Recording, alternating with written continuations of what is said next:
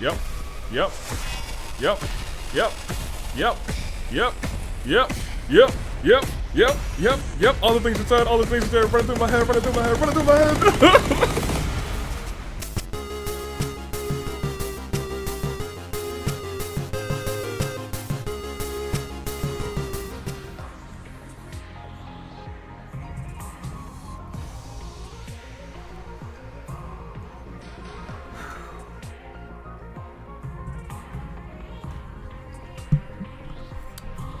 We are almost there. It is a good day, good people. Another fine day in the year of the Vibrant. Toonly Dave, Bravo Dave, and Naomi no Makars, you know me as the man who is a perfect 10 endings away. I went to go look for this shirt.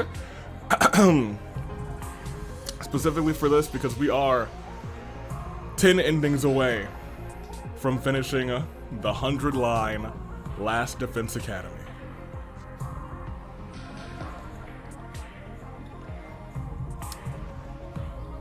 And I feel like this is the first time where it's really felt real. That we're almost through this game. We've had many laughs and many smiles, but let's not dilly and dally, let's get into it. I honestly kind of doubt we're gonna get an ending this episode. Personally, I think this is going to be a lengthy last stretch in these final 10 endings. Because I don't remember what was unlocked. It feels like there's going to be a lot of exposition. Especially as we come back to our first route. I don't know if I can do our first round now or if I have to go to the mystery route and finish that and then go to this route. But part of me feels like this route is going to cross over with that mystery route. Did I get story lock 3? Or was it like story lock 1 or 2 or something? I didn't get any more story locks. Oh, all of the rest of the story locks are probably on this route. Well, no. Let me find out. Block scenario.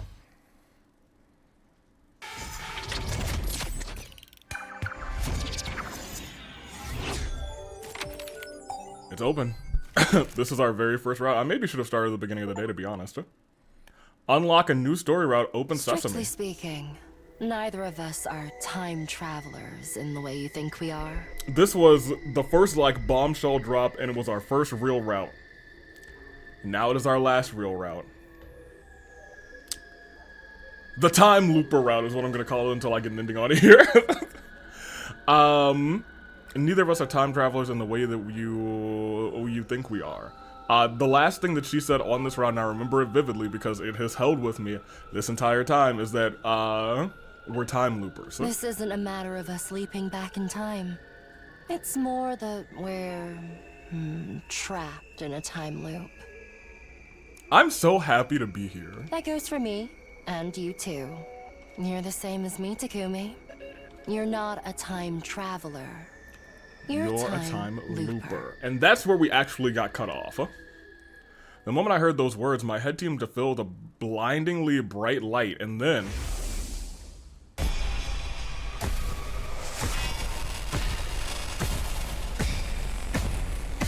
he's remembering. Oh, that's so good. Oh, that's so good. That in itself was satisfying enough. And she kissed him at the end.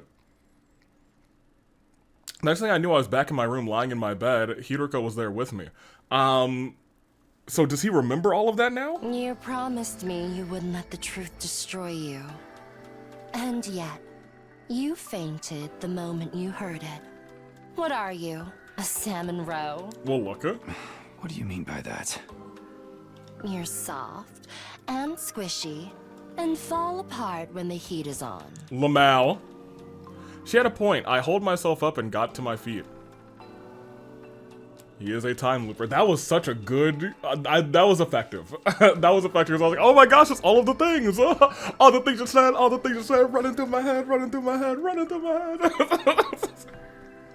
head. Sunlight was streaming into the window. I must have been lying there all night. I remembered about the other times I've lived through these 100 days. About what happened in those other... I guess we should call them timelines? Oh. But not all of them, right? There you go. Yeah, it's all a little fragmented. Oh. How many did you remember? 10, 20, or more than that? No, not even that many. Yeah, it seems like he is just remembering the ones that were kind of associated with the,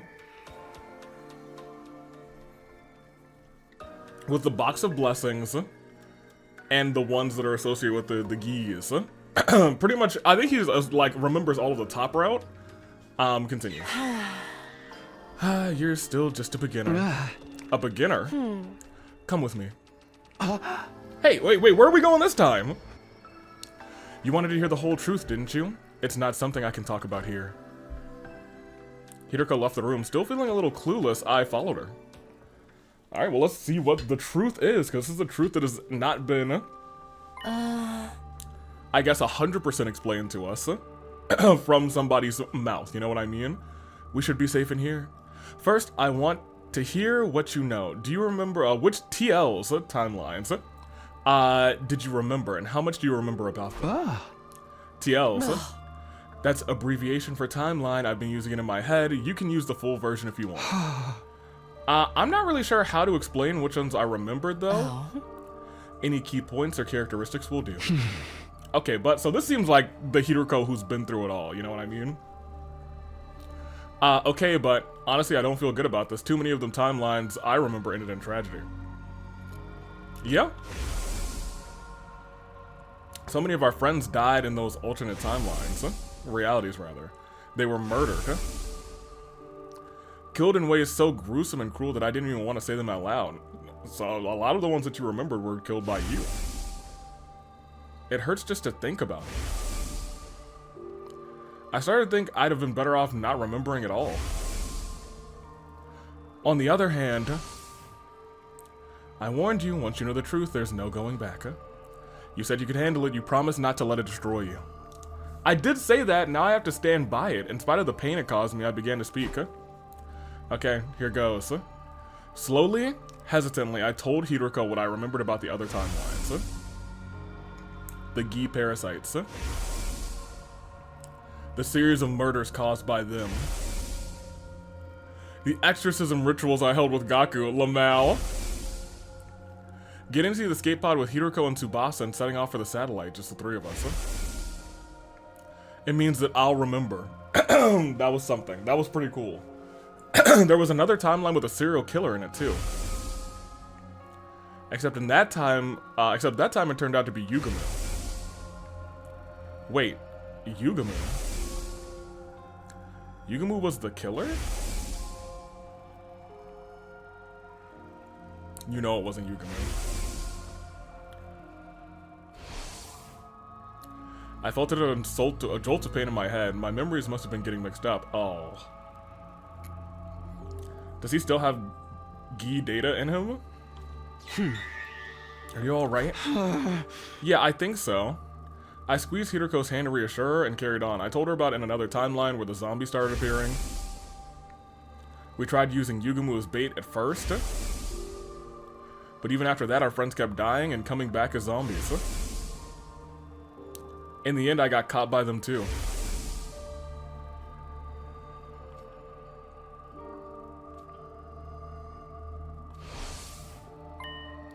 Wait a minute. Did I become a zombie in that timeline as well? Yeah, you were killed on day 58. I think I remember that. The Ato zombie attacked me from behind. But after that, there's nothing. So she does remember those things. I guess she wouldn't remember being a zombie, huh? Of course not. By that point, I wasn't me anymore.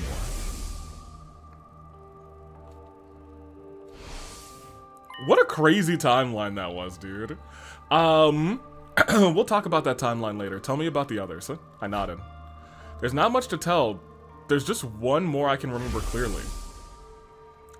The one that started with Gaku being killed, then Kako's body was found.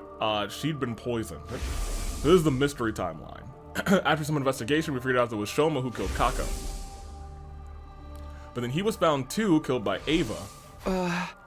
You know about Ava, right? You don't have to check in with me like that. Assume I know everything besides what happened like while I was zombified. Okay, well then Ava activated her self-destruct and died too. But that still wasn't the end of it. The killings continued. Next to go was Tsubasa and then Moko.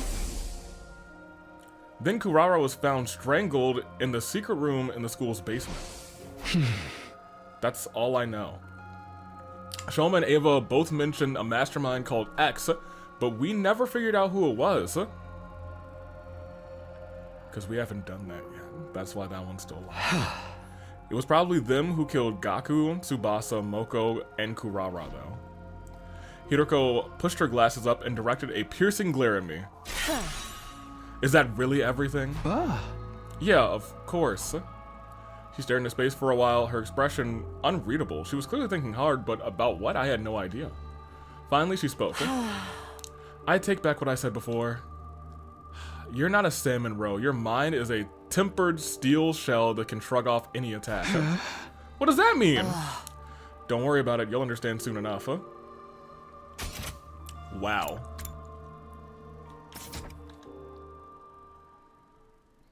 I'm so locked in. This is what I've been waiting for, dude. since we first got on the 100 line too. Why do we keep moving around? To start off, anyone who might be trying to eavesdrop on us. Is someone really trying to do that? Probably not, but it pays to be careful. So going from place to place is safer than staying put and going through the whole story? Yeah. Is it? The times that we ended up going from place to place, I mean, we always would come back to the school. Oh. I suppose it's my turn. Ask me anything apart from my credit card information. Okay, well, first of all, I want to know about your memories. When did you start remembering other timelines? Do you remember what happened on day 3? That's when you decided to keep it a secret, that you'd come from the future. Oh. And you made up the story about reading Ato's diary to explain how you knew he was up, who knew what he was up to. Crazy time for my headphone to be like, hey, I know you're just getting started, but I guess it's the best time, better time than ever. While the tension's not hot, because I feel like the tension's about to be hot. My memories are turned right after that, although I don't remember everything either. So far, I've only managed to recall 146 timelines? That's more than 100 lines, Hiroko. 146? Yes. I've been through at least 146 loops, and most of them made it to day 100. Most of them did, okay. Doing the math, that's 14,600 days divided by 365. That's 40 years of this. Oh my gosh.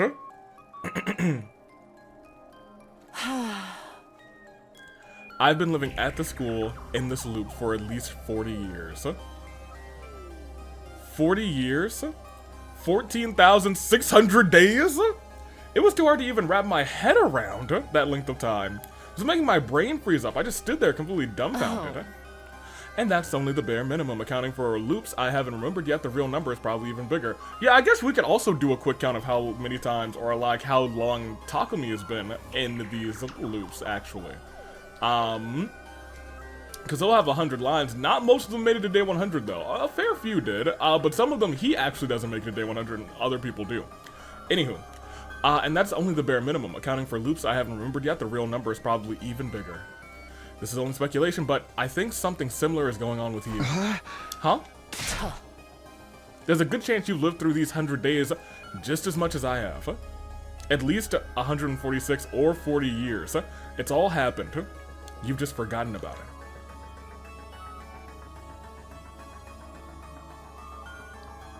Okay, so my thing is, that's kind of true. Because in that sense, as I bring this over here, in that sense, Takumi has... We only remembered like 3 timelines. He didn't remember any of the romance route, which is on the other half of this. He didn't remember most of the box of blessings, but I guess he remembered at least one route on the box of blessings because he saw that Kako with the scythe, you know what I mean? Regardless, we changed locations again. I was still dazed and confused, so Hiroko picked up the conversation without any prompting. Across those 146 loops, there are different things that have happened, obviously. But apart from a few exceptions, the enemy attacks always occur on the same days. That's why I insisted we go to the second last defense academy on day 6. Day 7 would have been too late. That's when Mervram attacked the school. Likewise, on day 8, there would have been attacks on both academies. If that had happened, somebody would be sure to die. Getting an entire SDU together by day 6 was the only way to prevent that. Everyone is alive on this route. Ava included. Did you tell Siri and Nigo about all of this? Yes, including the part about being a time looper. It all started to add up now. That's how those two suddenly knew when attacks would happen. That's fair. That's fair. Why didn't you tell me about the loop? You told Siri and Nigo, but not me. I did tell you. I've told you and the others so many times in so many timelines. But things always played out in the worst possible ways when I did. All of you died, and and I was the only one left standing. It's happened like that dozens of times. For some reason, telling people the truth only takes us down dark, chaotic paths.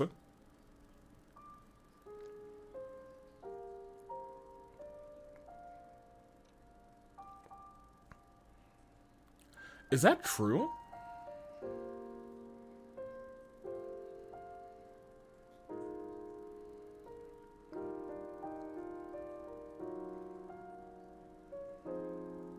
Continue. It's like we're cursed, never able to escape our fate or change it for the better. But I don't want to watch you all die anymore. So I stayed quiet about it. I thought if I didn't tell anyone, then maybe. But you're telling me about it now, is that okay? You're the one who kept asking. You wouldn't let it go. I guess that's true.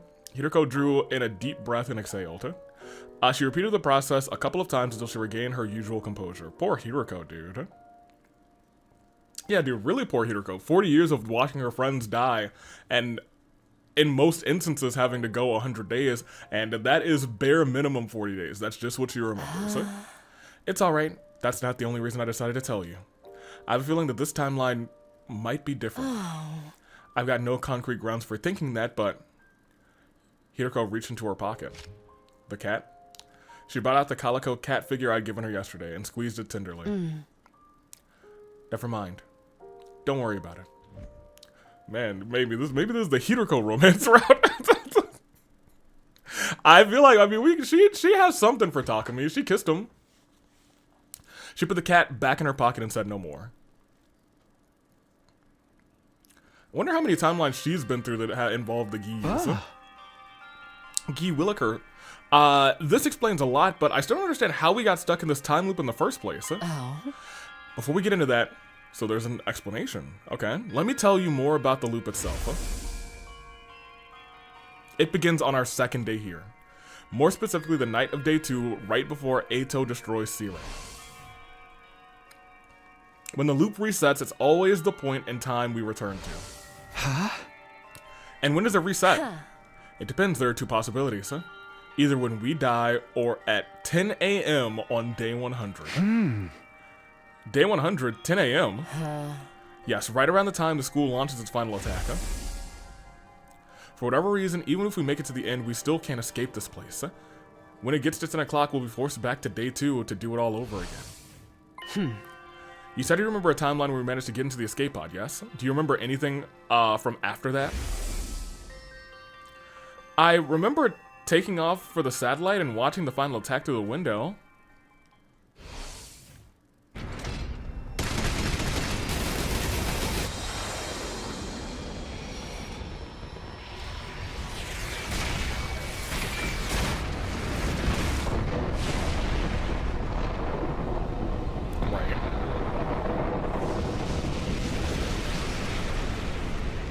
I wonder if there's one route here specifically that caused the loop to begin.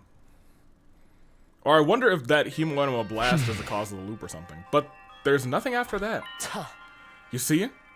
You don't have any memories of us actually reaching the artificial satellite, neither do I. I have one when we went up to the artificial satellite but I don't know if that was day 100. We went up to the artificial satellite on the Cult of Takumi route. There are other ones that I remember going past day 100 as well. But I think all of those are ones where we stopped the final attack from going off. Before we can get there, our consciousnesses are pulled back. Huh? And we start again from day 2. Hiroko nodded. But is this all really true? Somehow I have a distant memory of days beyond 100. Yeah, okay, good. I know I said things turn back into the loop at day 100 at 10 a.m. But that's no more than an educated guess. It could end up being slightly earlier or later, or in some situations much later. So, man, so even in those timelines, where we, like the Rebellion timeline that ended all the way a ways into the future, much, much later, we still get looped back. But even so, it's really when we hit the end credits, you know what I mean? But even so, it doesn't change the fact that we'll be brought back to the beginning, brought back rather to the evening of day 2 at some point. Oh. Think about it. If you continue to exist in a timeline after day 100 into old age, how could you possibly retain those memories from after day 100 in the here and now? You're right. If we weren't caught in this loop, I wouldn't be able to remember any of that time. I must have gone back to day 2 in those longer timelines, and that's why I can only vaguely remember them.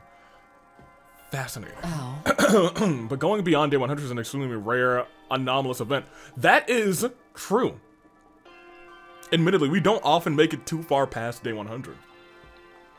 Usually it's on that day, and it's usually actually in the morning or sometime just like on that day, you know what I mean?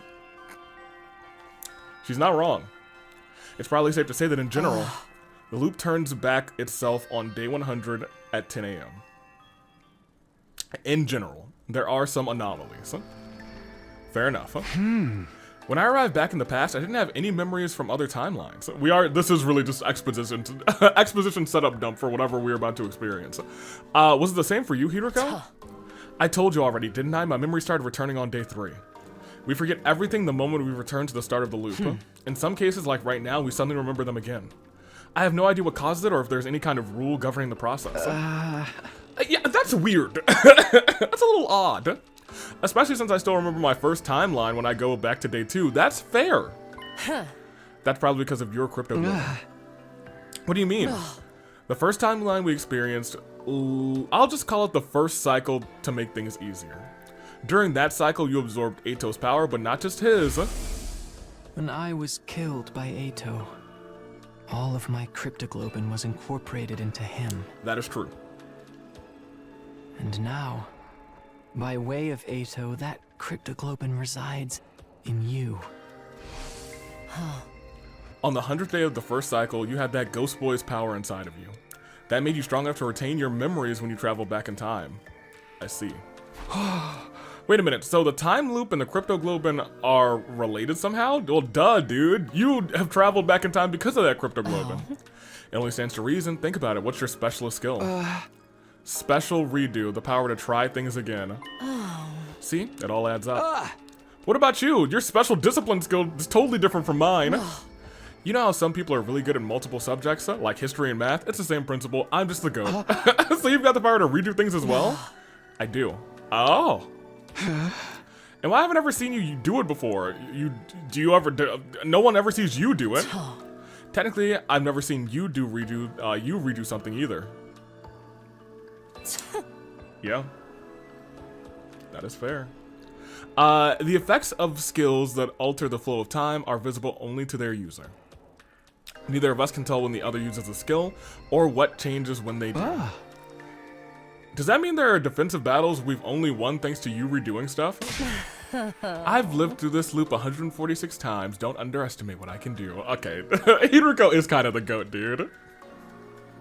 I think that's actually really a really neat thing to think about. Like, some of the things that have happened only go fine because she redoes things. Okay, I think I get that the time loop is somehow caused by our specialist skills. But there's something I don't understand. At the end of the first cycle, I wanted to change things more than anything. That's how I was able to go back to the night of day 2. Why does it keep happening in other timelines? Why does dying or making it to day 100 at 10 a.m. pull us back to that same point? Oh.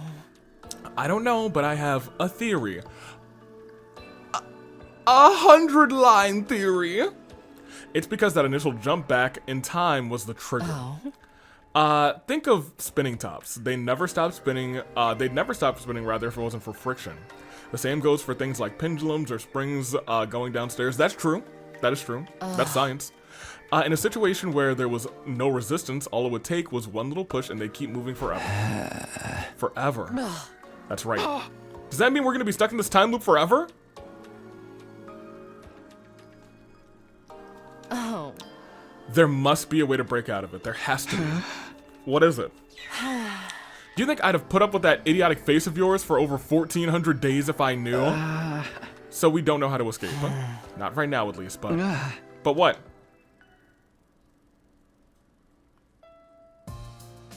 Happy music. But this is a first for me. Huh? Oh. The timeline we're currently in is different from the others I remember. We've made it to day 11 without a single member of our team dying. Is that true? Outside of romance, which is down here, romance, you know what I mean? 11. Yeah, over here, Darumi's dead. 11. The whole lot of them are dead. 11. Ato's dead, and everything up here is gonna be Ato dead. Yeah, no, she's spot on. But what is this route? Ato's dead, because we're on the upper half. She's right. Yeah, day 11, usually everybody's dead.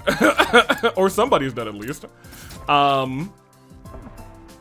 Continue. In all 146 loops, that's never happened before. This timeline must be special somehow. Is that necessarily a good thing, though? Neither of us have experienced a timeline like this before. We won't be able to predict what's going to happen. That's true, aside from when our enemy attacks occur, that is. But this could be our chance to finally escape the loop. All other timelines have ended in tragedy one way or another. But this one could be different. The fact that we don't know what's coming means that there's still untapped possibilities. Hiroko's eyes were sparkling. I'd never seen her this excited. Yeah, I was gonna say, this is a very motivated Hiroko. Do you remember what I told you on the night of the third day? Oh. About not killing Ato and keeping your time travel secret from the others, about how you said that was probably the right decision? Yep, I sure do. It took me back in my day, I do remember. Because those choices are what created this timeline where we finally have a chance to change things. Exactly. So then my coming from the future and the time loop, if you want to preserve this timeline's integrity, it's best that we don't tell the others. There's a good chance that this will develop the way they did in the other timelines if we do.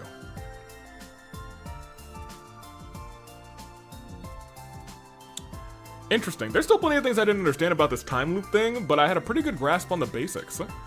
It felt like Hiroko had told me everything she knew about anyway. There were other questions I needed to answer too. What was it that Sirei handed Hiroko the day that... Yeah, this dude. I forgot all about this. That day in the war room. What was with the old lab in the ruins? What was parallel leaping? Oh man, wait, yeah, she didn't explain any of that. Like, we know about it, but we didn't explain any of it. Why was Ato still alive when I saw his dead body before? Well, we know when we saw it now. Why did Hiroko try to strangle me in that timeline in the infirmary? There's a world where that's not her, and that's actually you. But I don't remember if that was her face doing it. Because there's a world where that is also a Hiroko that's been geed. But also, I don't know, maybe she needs to make sure that you don't have Gi data in you. I don't know. Who was the drone she put into the revival-matic? Oh my gosh, there's so many mysterious questions here. Yeah, she actually did have her face showing. And perhaps the strangest of all, why was she crying when I saw her on the roof at the end of day 9? She was crying. Well, she's been here for 40 years, dude. But just as I was about to ask her, that should do it for today. Huh? Oh. You need time to process all this information. We can pick up the conversation again tomorrow. No, I'm fine, really. But Hiroko wouldn't listen. She turned around and headed back towards the school, refusing to say any more. Oh man, why is she always like this? Interesting. Very cool. Wait. Thinking about all those mysteries now wouldn't do me a lot of good. Not to mention we still have plenty of battles to fight from here on out. I need to keep building my bonds with the rest of the team, so we'll be ready for those challenges. Maybe I'll take a look around and see how everyone's doing. Actual free time? I don't want this. But I do think it's neat because everyone's alive. Ato is alive in the strange room? You're staying here instead of the cage? Why? Hey, Takumi looking as ugly as always, I see. Yeah, dude, everyone being alive is kind of crazy. Cause yeah, in that it's rare that we have everyone alive. That's why it's so special. That being said, romance route, everyone stays alive outside of Ava. So hopefully this is a everyone lives and Ava does too route. That would be the ideal. Let's go back to our room. Because unless we're hanging out with the Flame Boy, I don't want to hang out with anybody. Yes, we will rest. Because I think Flame Boy is the only person who I do not have full conversations with, correct? I'm gonna have to like go back to another thing to view it.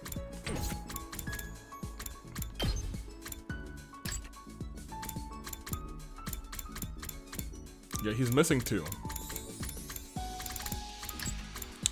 I kind of hope that this route has one more. That would be awesome. We'll see.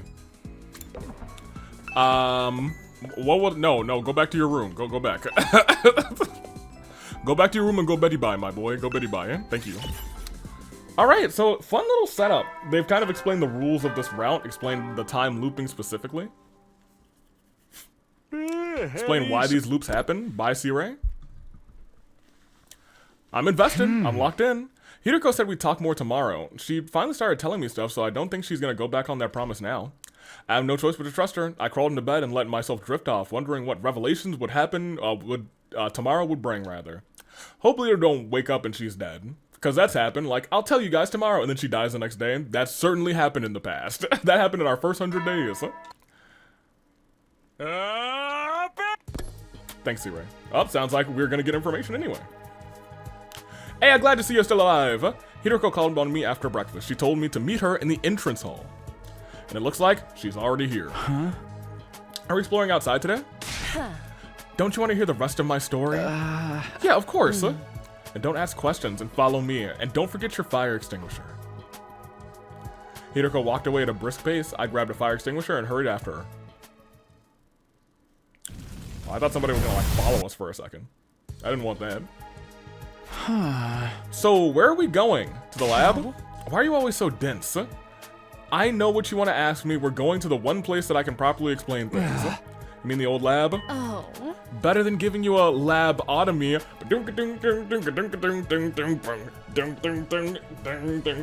She's definitely in a good mood if she's making puns. That's not something she does. Good response, Takumi. That was a joke. Yeah, I didn't think that she was being serious. It's just so weird to hear Hiroko joke about anything, right, dude? Good for her. Now stop wasting time with nonsense and let's get going. You're always telling jokes out here. Nonsense, I didn't even say anything. She was mad that you didn't laugh, but Hiroko was already on the move, too far away to hear any protest I might voice. Sheesh. I muttered my complaints to the air instead and followed after her. On the way to the lab, I filled Hiroko in on what happened in the timeline with the zombie outbreak. Like she told me yesterday, she didn't have any memories on the second half of the timeline, or more accurately, of anything that happened after she was zombified. But do you still have the memory of yourself as a zombie? Oh yeah, this one was chilling, dude. The Nozomi zombie was terrifying. The eyes were crazy. Yep, the Ato and the spike trap. The tiny geese.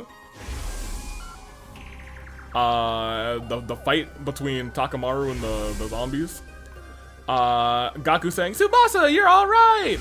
And him getting mauled. And then us getting geese. So we're filling her in on that part too.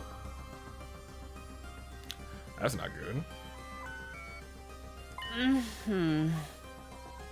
It's just like I thought. Those zombies were created by the Gi parasites. It all began with Alpha 1 and Alpha 2 specimens Darumi and Gaku brought back. Alpha 2 was already in its male spawning phase, and it laid its eggs in the body of our dead friends, including me. Oh?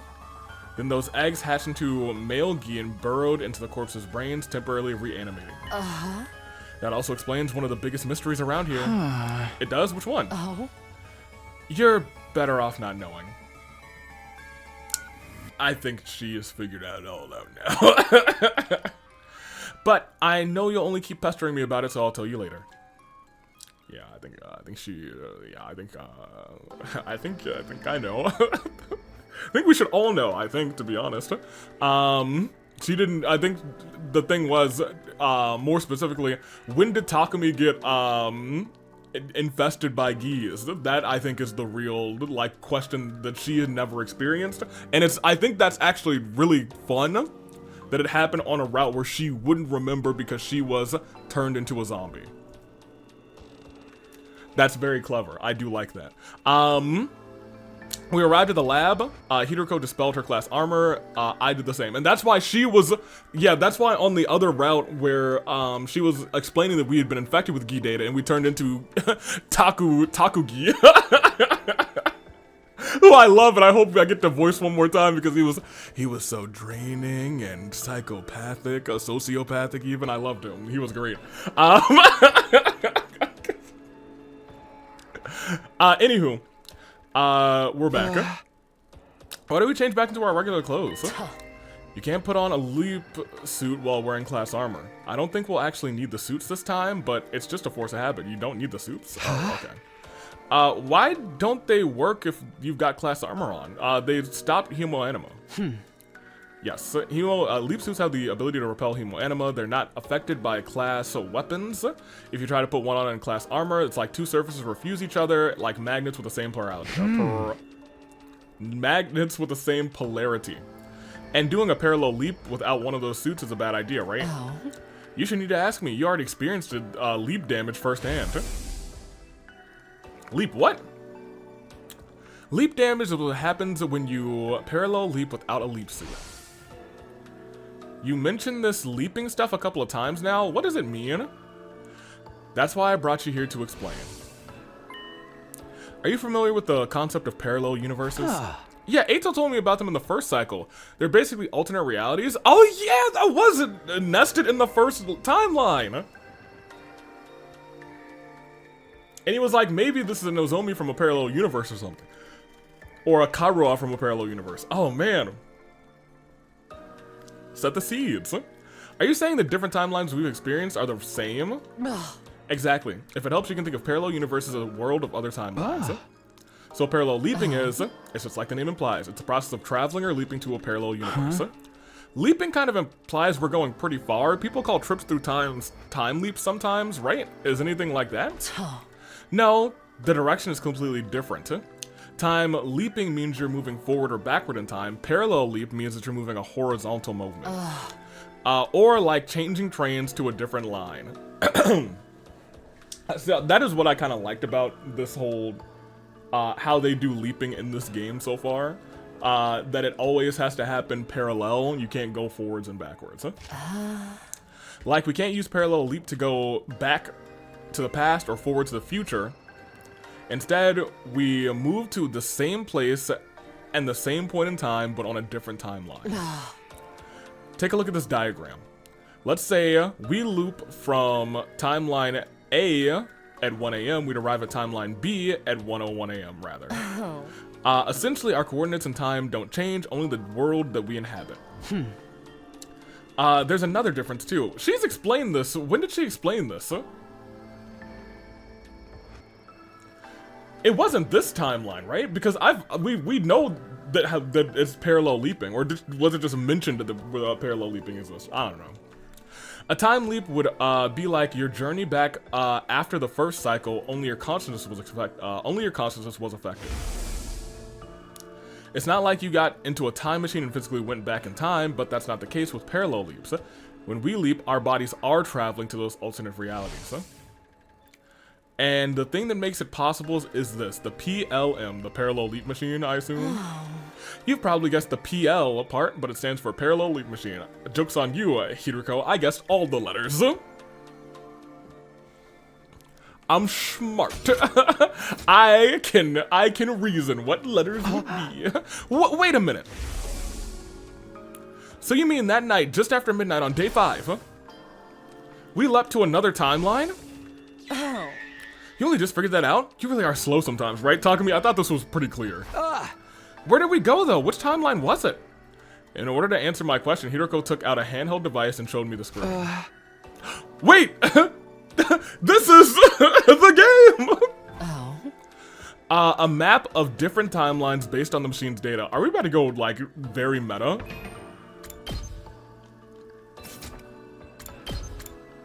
Are we about to go very meta? Like, right now it says chapter select, but is this really just like...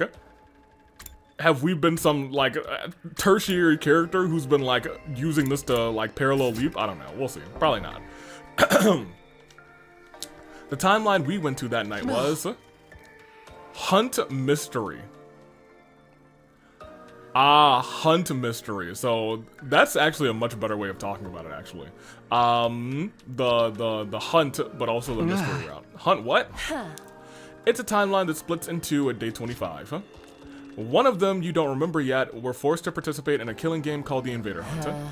I call that branch Hunt Timeline. The other branch you should remember. It's the one where Gaku was killed on day 5 and Kako's body was found on day 27. You investigated the matter and figured out that it was Shoma who killed Kako. But then Shoma herself was killed, and this time you pinned Ava as the culprit. But then she self-destructed and things only got worse from there. Yep. Yep. You were beset by a whole host of mysteries, but you still did your best to solve them. That's why I call this the mystery timeline. The hunt and mystery timelines, huh? Oh. That's right, and this line is the line that both of them split off from. We call it the killing game timeline, actually. So I combined the names together, making this the hunt mystery timeline. So that's the one that we went to. Yes, on day 5, just after midnight. But why did you want to go there anyway? I had 2 objectives. One was to prevent Gaku's death. The other was to do something about, Alpha, Omega? Omega. That's Omega. Wait, what? Omega? Who's that? Just for a moment, Hiroko hesitated. Omega is the one who killed Gaku. It's you, Takumi. You mean X? Isn't that what the mastermind behind the murders in the timeline was called? No, X and Omega are different people. X had his brain infected with Gi data. Uh-oh. I'm sorry, Omega had his brain infected with Gi data. Oh. So X is Kako. Gi Kako. That's, okay, that's fine. So she wanted to stop Omega? There was one route where we got like something weird happened to us on like, I think the day that she's talking about. There was no physical parasite there, but it was just the same as if he'd been taken over by one. That's what drove him to murder Gaku. Even if I hadn't dealt with him, he would have still tried to kill again. That's why I went to that timeline to remove the Gi data from Omega's brain. Those are my goals that night. Honestly, I still don't get it. I waited for her to carry on. Oh. On day 4, you saw me talking to C-Ray, yes? He gave me, what he gave me that day was a cerebral glitch repair program. What? Or rather, a thumb drive with the program loaded onto it. I couldn't have erased the Gi data without that. So it probably took him to the little place that he uses to brainwash people. But he still couldn't fix Eito, which is crazy. Why does C-Ray have something like that? That's a matter for another day. The important thing is that he handed it over. Once I had that program, I jumped to the Hunt Mystery timeline at midnight on day 5, just like you saw. Hiroko went to tell me what happened after that during the time I lost track of her. First of all, she went back to the school and rang Omega's doorbell. She hid on the roof dorm and waited for the murderer to come out. Then she dropped down and knocked him out with a strike to the back of the neck. I remember that. Well, with unconscious Omega, all that was left is to take him to the infirmary and run the program on him. But then, the Gi data in his brain took over. He got up and grabbed Hiruko's arm and threw her against the wall. I was still down at the morgue at the time, freaking out seeing Eito's body, so she might have confused the two of us. Of course, now I realize that was the Eito from that timeline, not the one that I knew. In that timeline, I must have decided to kill him on the night of day 2 and absorb his cryptoglobin. So it was only natural that his corpse would be there. Anyway, I said ... and it was kind of crazy. Anyway, that was when I heard the noise. Turns out, it was the sound of Hiruko crashing into the wall upstairs. Because when we found her, she was like, not knocked out, but she was a little hurt, right? When I went out to the corridor, I heard another noise. It must have been the infirmary door open. That was when Omega got away from me. He must have realized there was someone else and ran. Of course, I didn't see any of this. That blow against the wall knocked me out. The next thing you came to was when I was holding you. That's right. Then I kicked you in the stomach and tried that to break that little matchstick you call a Naka. Couldn't you sound a little more sorry about that? I already apologized. Yeah, but you never told me why you did it. What do you mean, you haven't figured it out yet? Is this a story lock? I had a bad feeling about this. Chill ran down my spine and I broke out in goosebumps. After you blacked out, I got a proper look at you and I noticed something.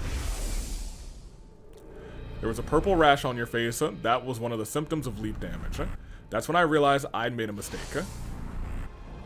So I released you rather and went to look for Omega instead.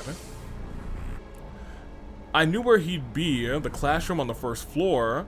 From the way that things played out before, he was bound to show up there eventually.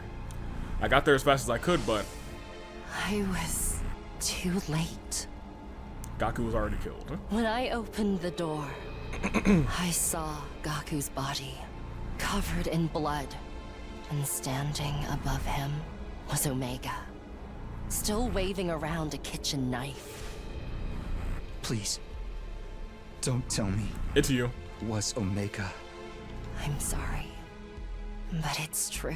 There's a story locker. Omega's true identity. It's a story locker. The person with the Gi data in their brain. It's a story locker. The one who killed Gaku. It's a story locker. It was you, Takumi Sumino. It's not a story lock yet? No, Yeah, no, it is. it's a lie. I won't believe it. Takumi. I did it. Yes. I killed Gaku? Yeah. No, it can't be. That can't be true. Yep. Yep. Yep. Yep. Yep. Yep. Yep. Yep. Yep. Yep. Yep. Yep. All the things you said, all the things you said, running through my head, running through my head, running through my head. That's a great image too. Oh boy. It's kind of satisfying to see all these things. Like, we knew that. Like, we even got a route that said, hey, this has happened. I do wonder if that was another story lock, now that I think about it. Because part of me feels like that was probably a lock. And I think that was a... Shut up, C-Ray. I feel like that might have been locked. I think we may have incidentally, like, gotten one of the other story locks. Well, maybe not. Because there's not, like, an unlock condition there. Maybe, okay, yeah, maybe we were just, well, hold on.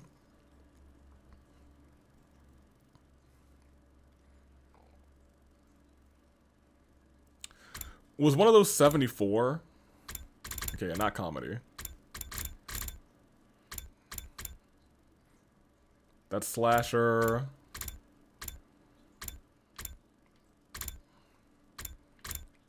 Mystery. None of those.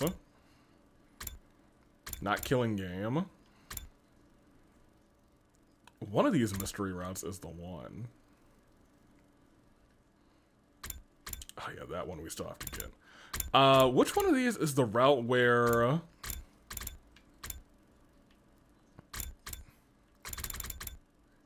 gonna keep it a buck with you. I don't remember what the casual. I remember now. The casual route. Yeah. One of these is.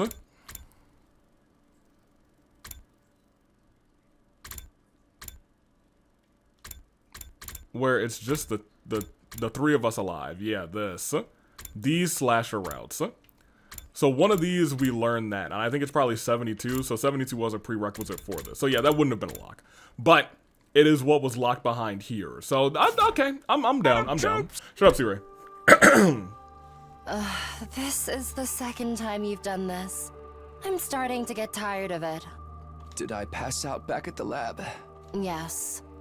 And I carried you all the way back. I'd say that makes us even for the whole accidental strangling incident. You can't blame her, but now that we've experienced all of that, the accidental strangling makes a whole lot more sense. And Gaku still died on that route, so yeah. It's fine. I can see why you did it now. Okay, now I also realize why, like, on day 3, I believe, and day 5 or 6, there were 2 different, like, something weird is going on this route, you know what I mean? You thought I was the me from that Hunt mystery timeline. I sat up and got out of bed. I remembered about all the other timelines I'd experienced.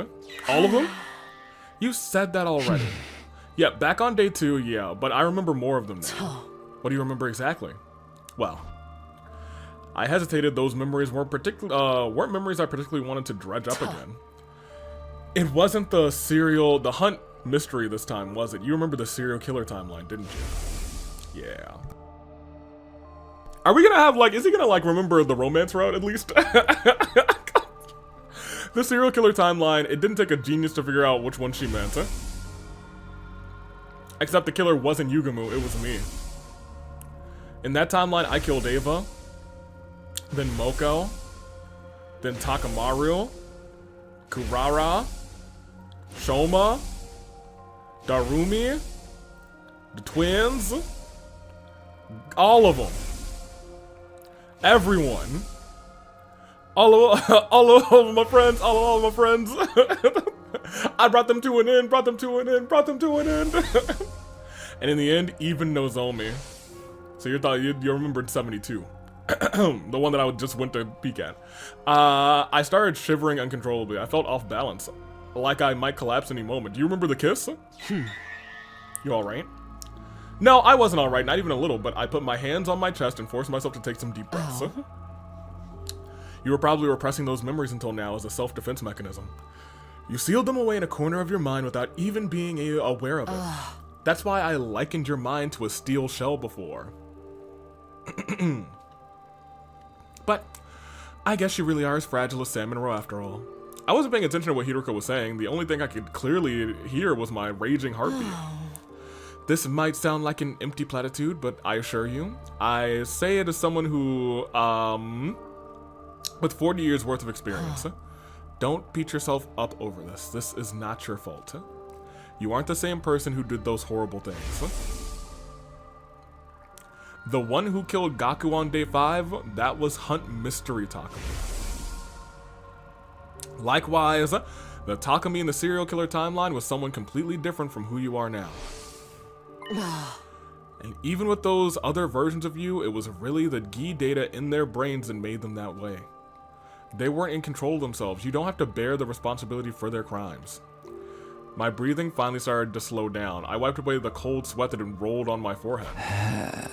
What is this Gi data anyway? How did it get into my brain? I don't know either. I didn't know either rather, until last night when you told me about the zombie outbreak. In that zombie timeline, you were infected on day 100, probably around 10 a.m. The Alpha 1 Gi queen laid an egg inside of you. And that egg hatched into another queen which burrowed its way into your brain and fused with you on a cellular level. Okay, but right after that, the final attack began and...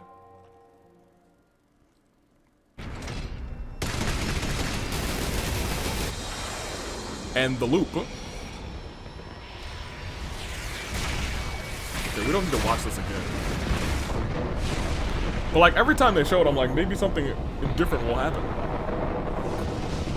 But the way this looks, it is like, you know, maybe the world's getting destroyed, but maybe it is actually more so the world is looping. Your consciousness didn't just disappear at the end of that timeline. It was brought back to the start of the loop on day 2, along with all of your memories. Our memories persist across timelines, so they must exist in our brains as some sort of cognitive data. So that means, as we've said, and as we realized, because we know that Gi Takumi has a plan, he has, that Gi knows everything. And in this case, that data included the presence of the Gi. The parasite itself didn't travel back in time with you, but it merged with you so completely that it was already a part of your consciousness when you came back. But isn't that going to be a problem? Doesn't that mean my brain still has that data in it, even now? Don't worry about it. It won't take over your brain again. The version of you that's here has already been treated. Treated? Oh.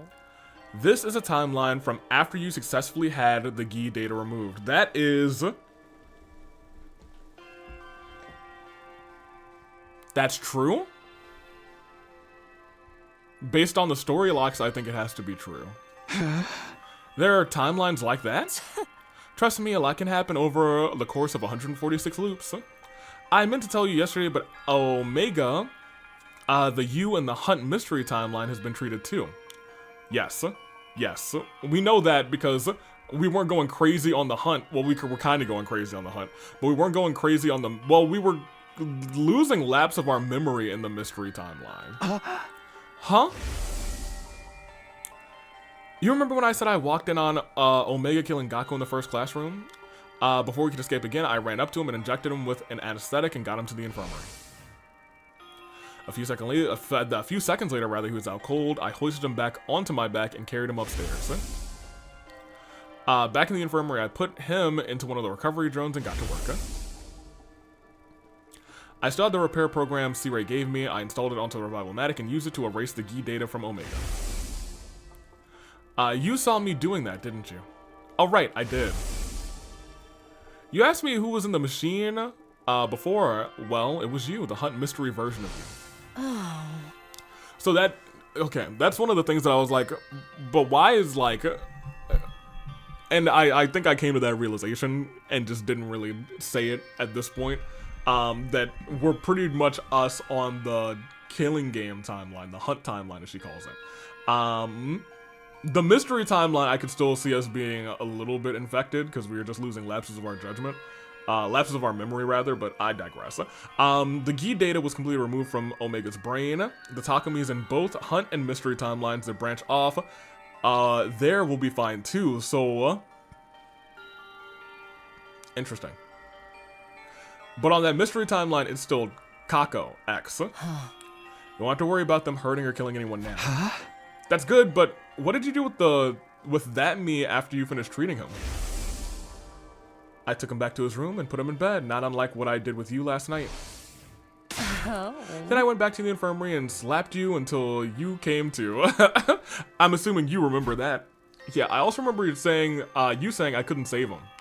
Now that you told me all of this, I can see you meant Gaku. Hiroko's expression clouded over. She gave a little nod, her brows... Wait, hold on. Right, I couldn't save him. Yes. I do remember her saying something like that. Hiroko's expression clouded over. She gave a little nod. Her brows knitted together in sorrow and frustration. Because, admittedly, if Gaku survived and didn't die then... no, Kako was still around there, right? Anywho. Hey, come on, don't be like that. This is all my fault anyway. I was the one who killed that version of Gaku and everyone else in the serial killer timeline too. No, that wasn't you. How many times are you gonna make me repeat myself? That wasn't your fault. Right, stop blaming yourself, dude. She's not blaming herself either. It was nice of Hiroko to say that, but it didn't do any good. I still felt like I was caught in a dark, sludgy whirlpool that was dragging me down, threatening to swallow me whole. What am I going to do with you? Remember your promise? Don't let the truth destroy you? I had a feeling you'd react that way. That's why I kept it, that's why I was keeping it from you. I knew you'd end up feeling like you were responsible for the whole thing. I wanted those thoughts to go away. I wanted it all to stop. It took everything I had to croak out my next words. I'm sorry, but I'd like to be alone for a while. Hiroko sighed again, rather, shaking her head in bewilderment, but she left all the same. Takumi, come on. A cold silence fell over the room. I could have sworn I heard heavy rumbles gurgling up from deep beneath the ground. It sounded like agonizing groans of everyone who died because of me. No, I'm just hungry. I dropped to the floor, covered my ears, and closed my eyes.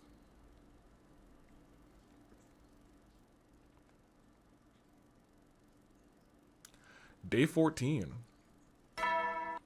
We're actually not doing any hopping right now. Huh. Okay. My head was completely empty. I didn't want to do anything or think about anything or even breathe, really. I just sat there in the corner of my room. I hugged my knees and curled up tight, wishing I could disappear while time continued to flow around me.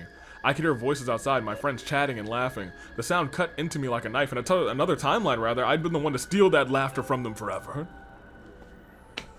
Takumi, pull yourself together, dude.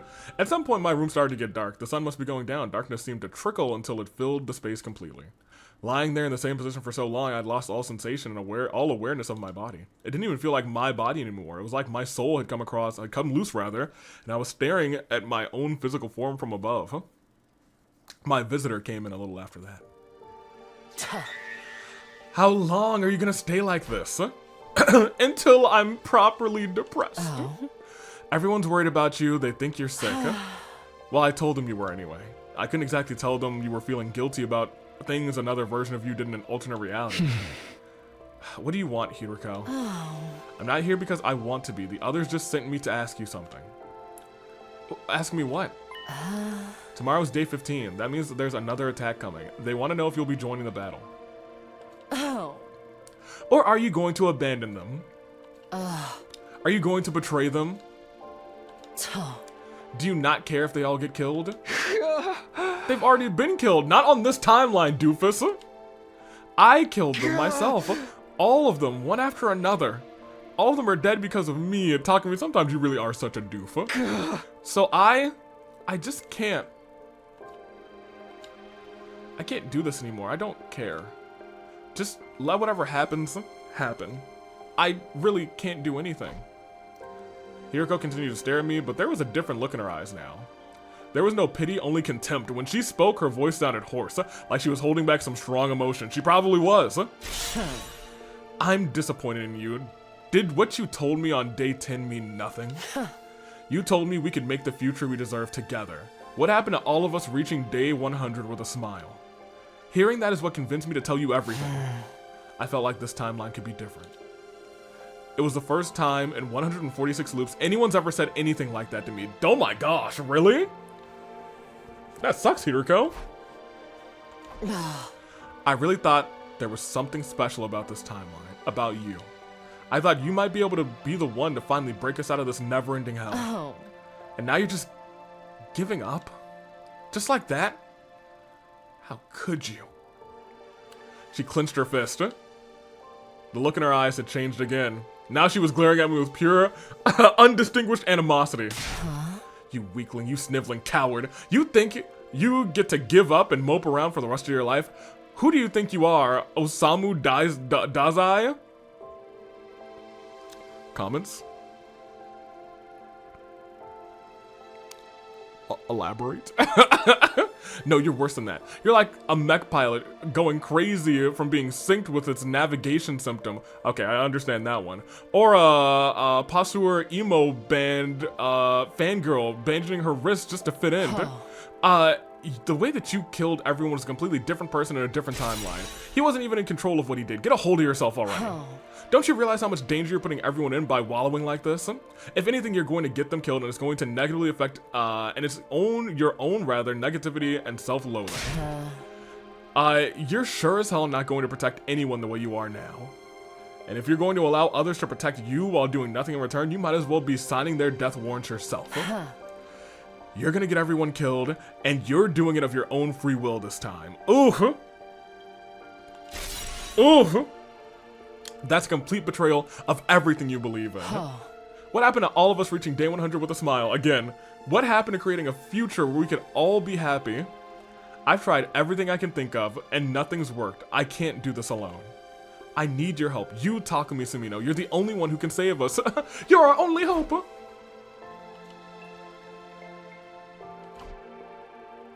For a moment, neither of us said anything. Hiroko's shoulders were shaking. She was breathing heavily.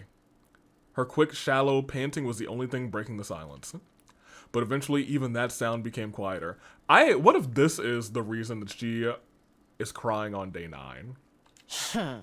I guess that's it. I can't count on you for anything. Not in this loop or the next or the one after that. Never again. Hiroko turned and left the room. While she was talking, something had started to well up inside of me. Now a wild, raging enemy was surging through me. I couldn't let it end like this. I didn't know what I was going to do, but this feeling inside of me was getting stronger. It had to go somewhere. Before I knew what I was doing, I got to my feet and rushed out the door. Hiroko, wait! She turned around. She looked so sad, so tired. But I looked her dead in the eye and let everything I was feeling come pouring out. I did mean what I said back there, and I still feel the same. I want to create a future where we can all be happy, not just for day 100, but for 101 and 102 and all the days after that. Right now, I want that more than ever. These memories, this knowledge of the other timelines, they've just shown me how important that is. So I'll fight. Not just against the invaders, or my own weakness, but an enemy even greater than that too. I'll fight the cruel destiny that's been pushed onto us. There we go. A light breeze blew across the roof, ruffling Hiroko's hair. As she tucked a stray lock behind her ear, she spoke, looking just a little more hopeful than before. And what are our chances of pulling that off? Isn't it obvious? I have absolutely no idea, but that's my Takumi, baby. What? The future's an open book. That's how it always has been. And I want to create a totally new future. There's no telling what might happen. But even so, I'll still fight. I'll fight with everything I have. I'll fight to protect you and the others and to create a future where no one has to die. You and I are getting out of this loop. Let's reach out and grab our future. I won't let it stay out of reach anymore. I raised my arm and extended it towards the satellite. Like Takumi's pointing at the WrestleMania sign, baby. Hiroko did the same. It was still hundreds of thousands of miles away, solemnly shimmering in the nighttime sky, but somehow... Just reach out and grab it, huh? Yep. Yeah, Both of us? Together? that's right. You really think we can do it? I don't know. I don't know, Yep. but I'll do anything to make it happen. All right. Anything? Yeah, You did say anything. Oh my gosh. yeah, I did. Hiroko let her hand drop to her side. Oh. All right. In that case, starting tomorrow, you're going to be my servant. What? You said you'd do anything. Naturally, that includes being my slave, doesn't it? Hold on, that's not exactly what I meant. I'll be counting on you to get me out of this loop. Yeah, of course, but the servant thing is... Silence, I'm tired and I'm going to bed. I need to rest up for the battle tomorrow. Oh. Well, good night. So I assume this path of potentially everyone lives is not going to be a path of the invaders also live. She gave me a wicked grin before going back to her room. As I watched her go, I noticed a newfound spring in her step. I, on the other hand, suddenly felt uneasy. I doubted I'd sleep well that night. Actually, a lot of what happens that goes wrong is because we absorb this commander, right? Or no, it's the commander on day 8, I think. Anywho, early the next morning, I woke Hiroko up and convinced her to join me in the courtyard. What are we doing out here at this hour? The enemy's gonna attack during the morning announcement. Before that, I needed to ask you something. What is it? It's about Veshness, the Supreme Commander. In the last 2 battles, you basically told everyone to ignore her. You had us focus on the regular commanders instead. And you want to know why? It's simple enough, huh? It's because she isn't much of a threat in this timeline. Why not? In most, though not all, other timelines, she starts absorbing cryptoglobin like we do. Right.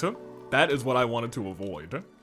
It's a decision she comes to while listening in on our communications in her hoodie disguise on day 7. She also finds out about you coming from the future and intercepting a conversation between you and C-Ray. That's when she puts it all together. The reason both sides suddenly got stronger is because of you absorbing so much cryptoglobin during your first cycle. Knowing that, she decides to do the same, breaking her religion's greatest taboo. Right. None of that happened in this timeline. But because you didn't mention time travel in the battle on day 7. Not that you would, having decided to keep it a secret from everyone. Now Vestness doesn't know that you've come from the future, or how much power she can be gaining by taking it from others. You understand what that means? Yeah, she's still following the teachings and not absorbing cryptoglobin. Not in this timeline anyway. I was gonna say she has in many other timelines. Most. Which is why I was gonna say most timelines we tell everyone that we are time travelers. It did make sense. That's why she must not. That's why she didn't drain Pakron after we defeated her. But that doesn't mean she's not a threat at all, right? Of course, ideally I'd like to put an end to her in today's battle. How are we gonna do that? You have the new weapon C-Ray and Nigo created. It's what we use on day 15. Right, but it's also usually unfinished.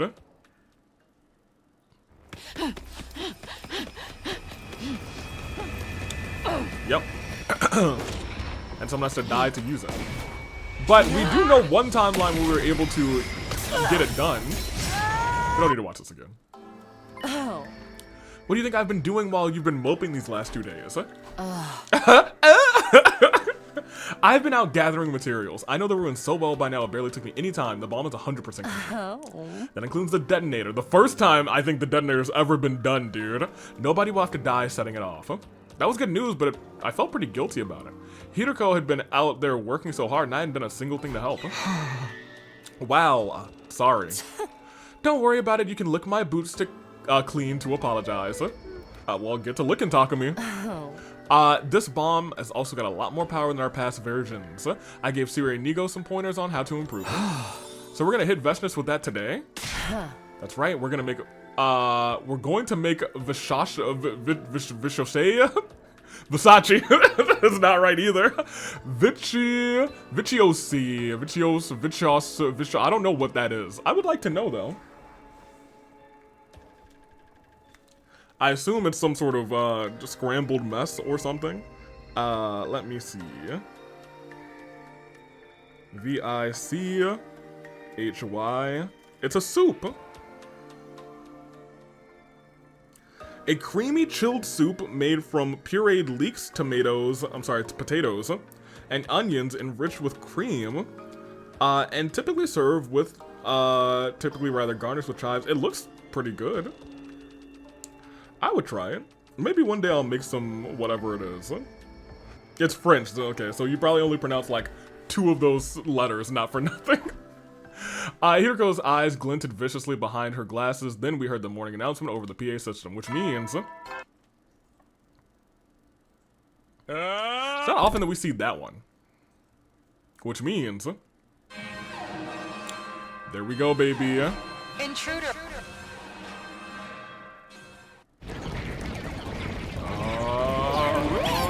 There he is. Yo, maybe this time he's going to the battle. Right on schedule. Okay, here goes. Hello, all of my friends. We got to the war room. Everyone else was already there. You're late. Where have you guys been? I bet they were making babies somewhere. What? Such indecency. Do you, two think of nothing else? Hey! We weren't doing anything like that. Didn't C-Ray and Nigo tell us the invaders would attack earlier in the day? My dear brother and I were waiting here for almost an hour before the alarm went off. Well, hey, they're here now, and that's what counts, huh? Do we have a read on the enemy? C-Ray nodded and pointed to the monitor with a shtick. That's Valagartso. and Zanshin, right? How much of a thing did you give them? Apparently the others already knew about the commander we'd been facing. Hiroko probably told C-Ray and Nigo so they could brief the rest of the team. You said these two can combine their bodies together? Just like Takumi and Hiruko. What? No, Kurara. Ah, so it was a battle simulation to better understand our enemies' moves. Oh my gosh. Neither of us replied. It'd take way too long to start clearing up that misunderstanding now. Yeah! Well, you know what? There is canonically more than one route probably where Takumi has been making some love. He does have, I guess he has a child in one route, or is having a child with Ava in one route. That's crazy that happened. Good for him. Come on, let's get out there and start killing. How's the revival medic looking? Don't worry about a thing, it's all fixed up and ready to go. If you die, you'll be brought back as good as new, including all of your memories, of course. So go ahead and die all you want, except for you, Nozomi. Just try and leave someone alive to defend the school. Let's do this. SDU, move out. So hopefully we can still take Ava. Because I actually don't think, I think the one version of this that we might be missing is everyone being alive in the SDU. I don't know if we've had a route where every single person's alive for that video. Other than maybe the one route with the whatchamacallit, who's a Moensen, I don't remember. Wow, that wasn't hard at all. Where none of us are actually us, but I also don't think we do the transformation that time. That's probably because the commanders haven't arrived yet. I think they're here. Look over there. Over there! Over there! Okay, we've seen you, I feel like a lot recently. Yeah, we know your names already. We've got a neat little intelligence network of our own, you know? Lamau. Everyone seemed pretty confident, but I suddenly remembered how this went the first time around. I sidled up to Hiroko and tried to talk to her without attracting attention. Yugamu hasn't made his special drug in this timeline, has he? The one he used to feed Genshin in the first cycle? No, he hasn't. He hasn't extracted any commander DNA to make it with. He doesn't need to, though. Why didn't you say anything? We could have used Mervrams before we killed him. Me? Why didn't you say anything? Also true. I don't remember anything about the first cycle battle with Genshin. That's true! She was right, of course. Hiroko was already dead at that point. She killed by Ito, rather. I hadn't thought about taking DNA from Mervram. That was on me, but I never experienced... Does she remember Route 1?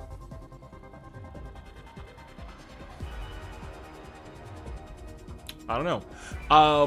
Never experienced we'd have to face Shanshin again as early as day 15. But they combined, so it doesn't matter. Oh, right. Almost forgot about the whole combining thing. Being able to merge together like that? I'm so freaking jealous! Oh my gosh. Of what? It's better if you don't ask, Nozomi. I don't get it. I thought that it was like he was jealous of doing like the fusion ha, you know what I mean? Don't worry, guys. We can still win this, even without the drug. That... drug? Never mind. Just fight! And there we are. Alright. Potentially the last time we'll have to fight Valagarza, I don't know. Valagarsin? I don't remember what the combination is called. I remember the both of them, but not their combination. Well, they're dead anyway, so. Can we let them go home to their kid this time? You know? I'm sorry, my darling. I couldn't protect you, and here I made a vow to keep our family safe. I'm a liar and a fool. Don't say that, my love. You're a hero. My only regret. He'll be fine. He's your son after all. Ugh, can you not talk about your kid right now? It's making it really hard for me to work in dirty jokes. Goodness gracious. At any rate, this means victory's ours.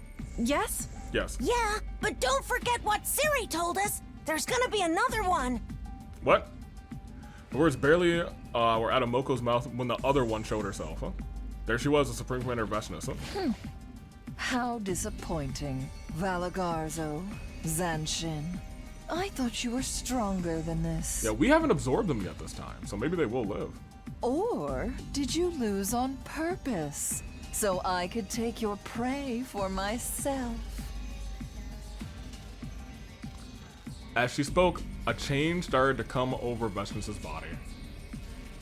So that's her battle form, huh? Yeah, it's not really that bad. We learned a little about it from the intel we got. Ato's tougher than her, and you know what? Flame Boy is way tougher than her. It's still pretty gross looking, isn't it? Hey, don't you talk that way about Veshnis. Okie dokie, time to get killing! I guess we're doing this. Wait. There's no need for us to fight her directly. Sire, Nigo, is everything ready? You bet we can fight it at any time. Get back inside the school, post haste! It's time to use the new weapon, huh? Wait, new weapon? You never told us nothing about that. Everyone looked confused. Obviously, Sire, Nigo, and Hideko hadn't felt it necessary to tell them about the bomb. There's no time. We'll explain later. Trust me, guys. Just get out of here. The others responded to my order and ran backwards towards the school. Hideko and I brought up the rear. Once we were all inside, I turned back and saw Veshnis walking slowly across the battlefield towards us. It was now or never. In. Fire when ready. Gotcha. Here we go. Undying flame bomb, fire! Okay, well maybe don't announce it. Okay, yeah, a whole new cutscene on this. Nobody running at it. This is the fourth one.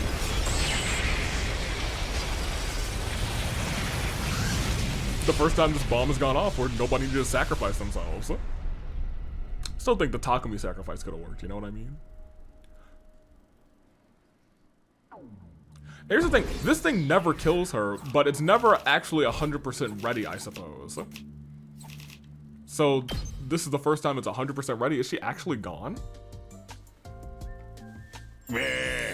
Nice work, troops. You did great out there. The credit for the final blow has to go to us and Miss Shizuhara, of course. That's right. We couldn't have done it if you hadn't have gotten those materials for us, Shizuhara. We are truly grateful. Seriously, Hideko, you could have told us you had something like that up our sleeve. This is no time to butter your lips. Oh. The expression is button your lip. If we had known rather, we could have helped you get the materials you needed. Why'd you keep it a secret all this time?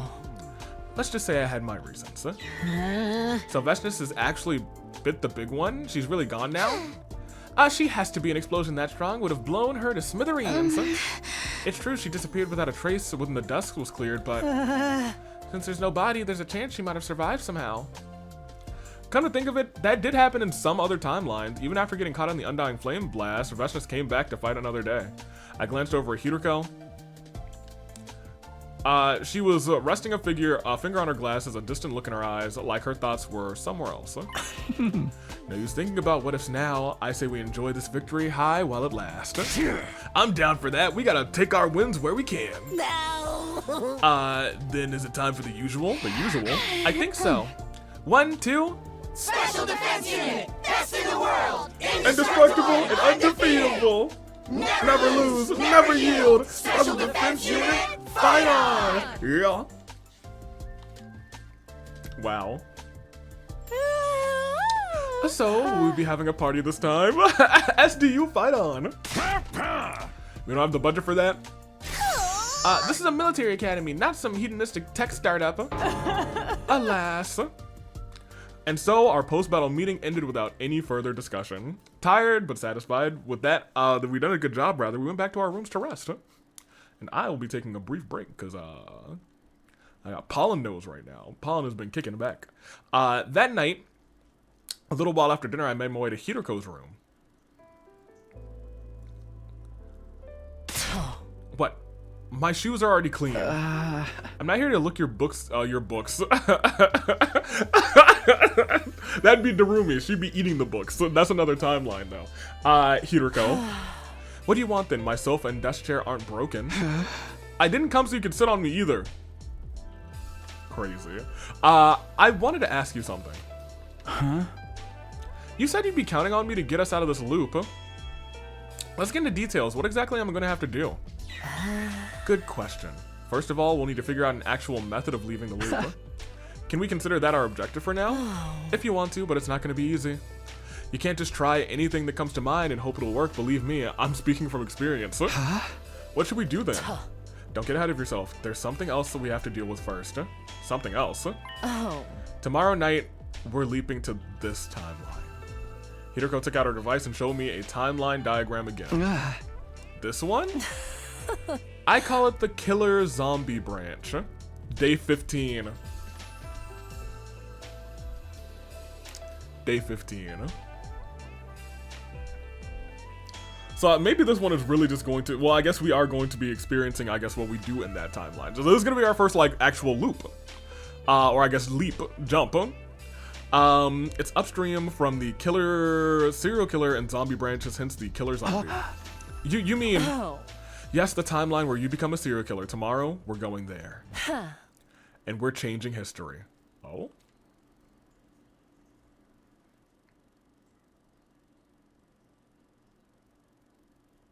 Oh? Okay. Day 16. Up and Adam troops! Get ready for your 16th day of active service here at Last Defense Academy! I wonder if that'll create a new branch. I wonder how that's going to be handled. I'm going to save here, though, because I do need to take a brief break. I wanted to get that little bit in there, because I'm actually very excited about this route. 90, no other endings gotten yet, but we still got like an hour and a half left of this episode, maybe a little bit longer. I'll be right back. After breakfast, I headed back to my room to think of my next move. Hideko said that we'd go change history tonight. That still gives me most of the day to do other stuff. Maybe I'll back to my room and then hang out with someone for a while. Well, unless that someone is the flame boy, I don't want to see any of my friends' faces, you know what I mean? I just want to go change some history, you know what I'm saying? My thing is, I don't know if us changing history, ooh. Is us changing history putting Kako in that position?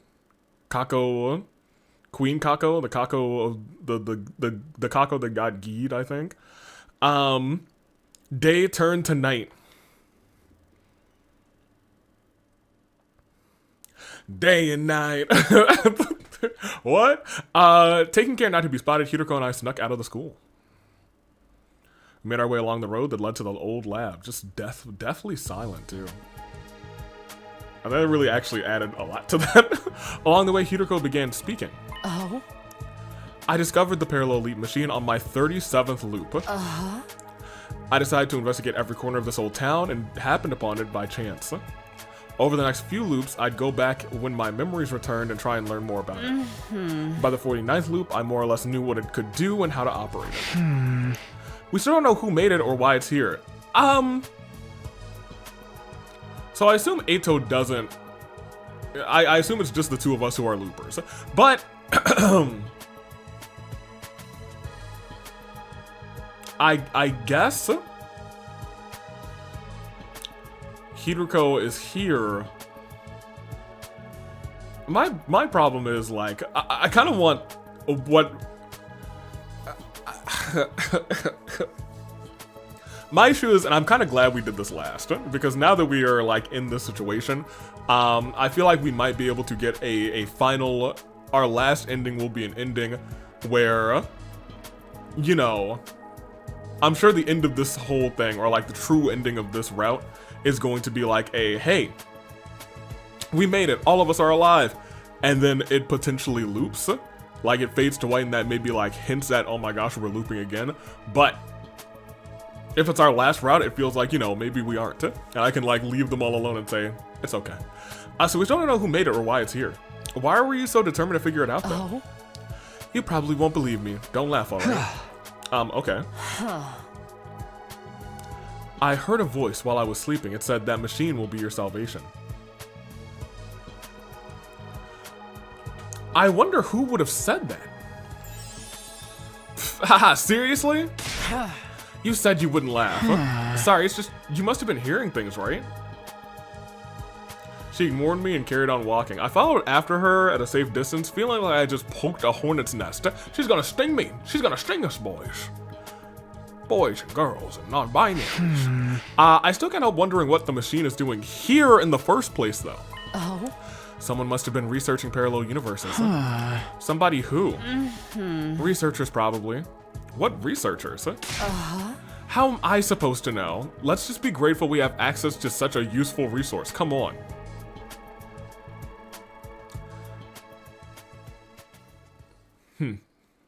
The last time, Hideko and I dispelled our class armor once again once we got into the lab.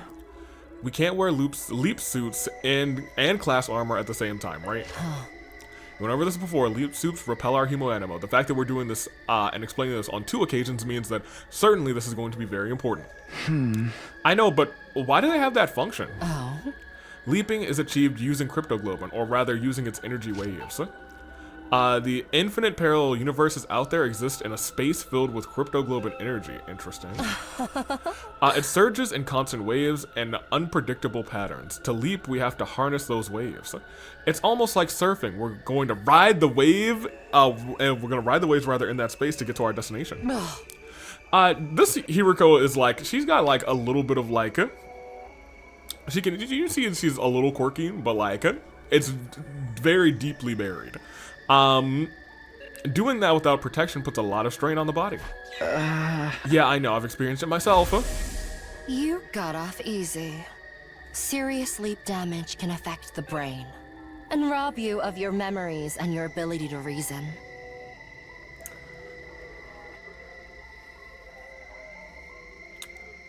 Do we know anybody who ended up like that? Maybe somebody who lost their memories and their ability to reason? Hey, I'm tougher than I look.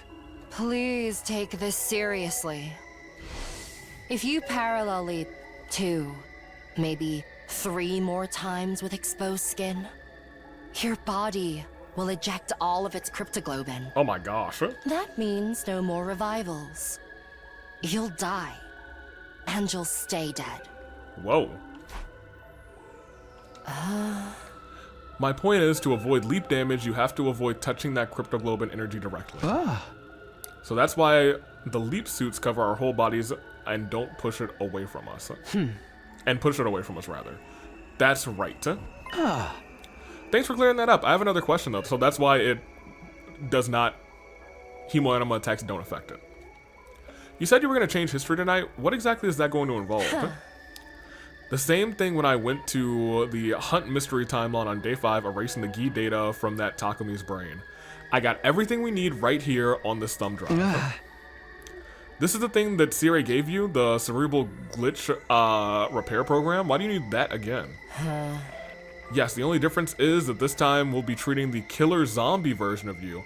Let's call him Takumi 2 to make things easier. The killer zombie version of you.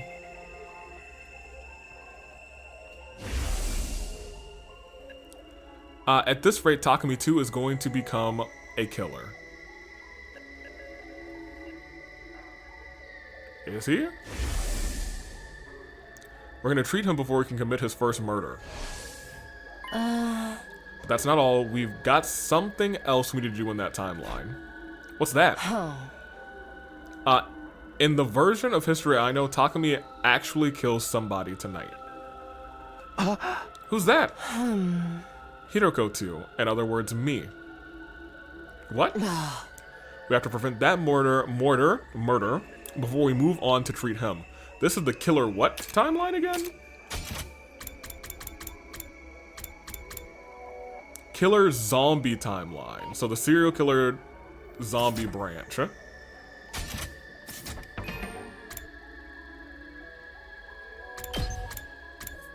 Killer zombie. Well, that's slasher.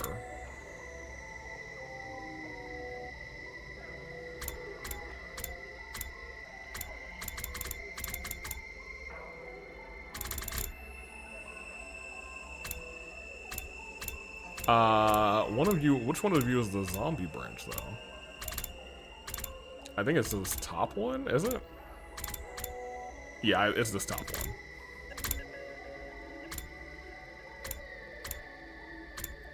Because these two are the zombie ones where we are the only two to survive.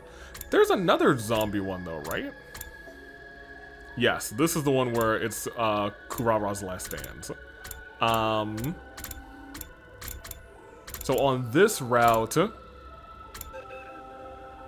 I understand. Okay, I'm here. I'm with you. Hold on, I remember. I don't remember any time like that. Any timeline like that. Yeah, but I was gonna say, were you killed? I don't know what to tell you. I'm the one who got killed. I remember it very clearly. Tonight around 11 p.m., I'll be killed by Takumi 2 in the biolab. You probably just haven't recovered those memories yet. I don't know if there's a route where we kill Hiruko's first. The only route where I think Hiruko dies first up there is the killing game route. Is that why? I guess I did repress a lot of memories of that time. Hey Hiruko, what time is it now? She tapped her glasses near her temple before replying. 9:18 p.m. How do you know? My glasses have a clock function built into them. The lens can function as a transparent heads-up display to show me the time whenever I touch them. Just here. It'll be a problem if you can't keep track of time. Here, you can have this. Your device? I have another of my own. Just switch it on and it'll display the time. Take it. Hiruko passed me the little machine and slipped it in my pocket. You said 9:18 p.m.? 9:19 now. Then we better hurry. Leaping takes you to the same point in time, right? We can't go forward or backwards. That's right, but we can't go yet. Why? Remember what I told you about riding the waves to alternate timelines? They're from a space filled with cryptoglobin energy. Let's call them blood space waves. We can only leap when they're at their highest intensity. That's why I like it to surfing. Sometimes you have to wait for a big enough wave to come along. But what is that going to be? Take a look at the device I gave you. I took the thing out of my pocket and turned it on. It displayed some kind of diagram of waves along with 2 times. Between 10:20 p.m. and 11 a.m. tonight. So this is why they can't just loop and jump whenever they want to. It is during these waves of energy. Yes, and we'll only be able to leap during that time. But you said Takumi 2 kills Hiruko at 11 p.m. So even if we leap as soon as that window opens, we'll only have 40 minutes? That's right, 40 minutes to get it all done. But it takes over half an hour just to get back to the school from here. Would you prefer I call a taxi? Yes! I know it won't be easy, but we still have to try.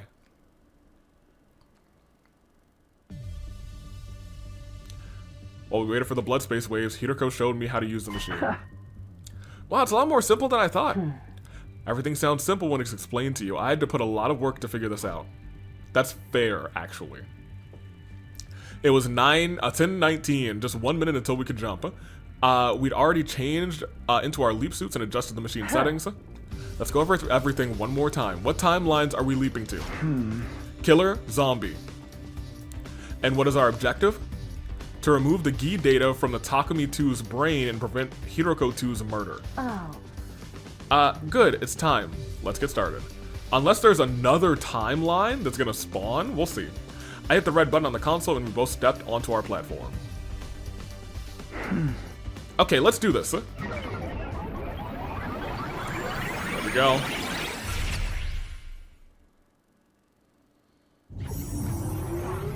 I was gonna say, it's been a long time since we've experienced this.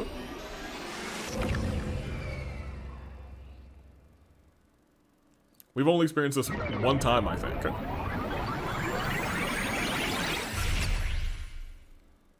All the way back at the beginning of our playthrough, for the most part. Or I guess our playthrough of this second portion, 100 line 2. Did we do it? Did we leap? No. Don't just stand there, we need to get going. Hiruko was already on her way outside. I grabbed a fire extinguisher and hurried after her. Shouldn't we take off our leap suits first? I can't remember which loop it was, but I tried doing this in my regular clothes once and it didn't end well. There's 2 Hirokos, one's a fake, it must be a shape-shifting commander. They captured me and shut me in a cage in the courtyard from then until day 100. If you want the same thing to happen to you, I won't stop you. No. Now pick up the pace. We don't have a lot of time. You know we don't have a lot of time. Hiroko took off running. I did the same as we started our journey back to the school. We're gonna have 10 minutes. Still had a ways to go, so I decided to ask about something. Hey, can you tell me more about what happened between Hiroko 2 and Takumi 2? It all started around this time, actually. I couldn't sleep, so I decided to take a walk around the school. That's when Takumi 2 attacked me. The Gi data in his brain must have finally taken over. He chased me into the bio lab. He was far stronger than he had any right to be. A Gi can draw out superhuman reserves of strength in its host, after all. He slammed my head on the operating table while I was still dazed. Well, you get the idea. I never had a chance to fight back. Yeah, here's the problem. I remember this kind of happening. But when this happened, Hiroko didn't die. Oh, Hiroko didn't die because we're changing history right now. That's why I don't remember a time when Hiroko died from Takumi with Gi data on that timeline. Oh, duh. I was like, how are we changing? We're actually not, I guess we are changing history because she has experienced that history. Whatever, we'll continue. I understand. It makes sense. Continue. We'd almost reached the academy. I could see the wall of fire up ahead. Because this was a decision that we had to make. Because we saw these 2. Suddenly, Hiroko stopped and picked something off the ground. Is that a power saw? Yep. We'll be needing this. What for? Takumi 2 locked the biolab door behind him when he attacked me. We'll have to break it down to get to him. This is the fastest way to do that. I was starting to get a bad feeling about this. Hold on, I've seen that power saw kill our friends in this timeline. By taking that into the school, you're putting them all in danger. That won't happen. We're going to cure Takumi 2 after all. What's happening now is what's becoming the future routes. It is now like, how did we get this power saw? What X, Y, and Z are happening? You know what I mean? But what if we mess it up? We won't. How can you be so sure? Enough talking, you're my servant, aren't you? You said you'd do anything to help, didn't you? I guess, but... Then don't talk back, just do as you're told. Hiroko took off towards the wall, power saw in hand. I followed a few steps behind, trying to keep down the panic rising in my chest.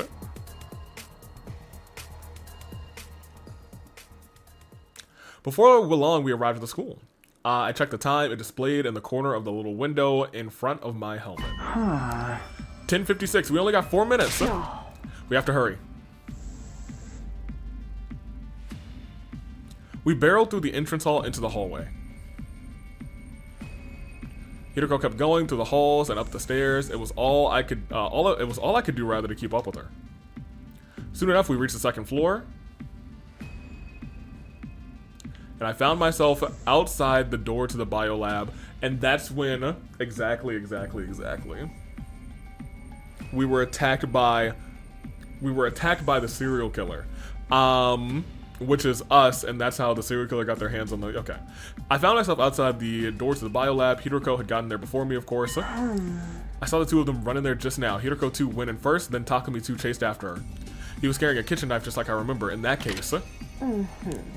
I was right, the door's locked. Damn it. I pulled on the door myself just in case, but it wouldn't budge. Then I heard a noise from inside the room. That was probably Hiroko 2 getting thrown around. It's already 11:59, 10:59 rather. This is bad, we're almost out of time. Stand back. I barely had the time to react before Hiroko revved up the power saw and charged forward.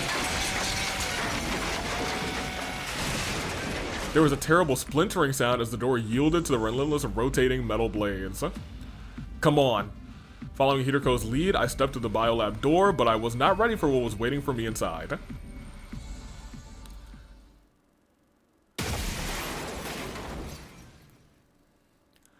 It took me a moment to process what had just happened. Hiroko had gone in first, but now... she was crumpled up in the corner. A blow from Takumi 2 must have sent her flying. From the sound of that groan, she was going to be out of action for a little while. And on the other side of the operating table was Hiroko 2. She was on the floor and looking pretty out of it too. Both of the Hirokos were down for the count. Obviously, only one person could be responsible for this. Takumi 2. This timeline's version of me. Our eyes met. I froze up. I wasn't used to looking at my own body from the outside. It was such a surreal experience, I just stood there forgetting to even breathe. But wasn't long before time started to flow again and I was dragged back to reality. Takumi 2 raised his kitchen knife and dashed towards me. Yep. Crazy. Yeah. Hiroko said the leap suits propel hemoanima, but that wasn't a class weapon he was holding. It was more than capable of tearing through the suit and hurting me. He was swinging wildly, but I did my best to dodge his blows. Obviously, I wasn't about to let myself get killed, especially not by my own doppelganger. Well, not your doppelganger, it is technically you. But I couldn't keep dodging forever. He was sure to hit me sooner or later. I needed a weapon, something that I could use to fight back. Right as that thought crossed my mind, my foot brushed against something. The power saw. Unironically, Takumi is inside of the suit right now too, which is so funny. Hiroko must have dropped it when she got knocked over, and it was still running. I ducked, grabbed it, and swung it to the side. The blade connected with the other me's knife and sent it flying, but that didn't stop him. He grabbed my arm, trying to take the power saw from me. Ugh! I was about to go down without a fight. I wrenched it away and kicked him in the stomach. We don't want to kill him. He slammed against the wall and fell to the floor, his face contorted in pain. I must have hit him pretty hard. He wouldn't be getting up anytime soon. And this is where we wake up and see this scene. I took advantage of the lull in the fight to go check on Hiroko too. She didn't seem to have any visible injuries, but I had to make sure she was okay. With all the strafing around I'd been doing, not to mention the run over here, I wasn't exactly feeling my best. I fought through the fatigue and lumbered over to this timeline's Hiroko. Just as we were about to reach her, or I was about to reach her rather.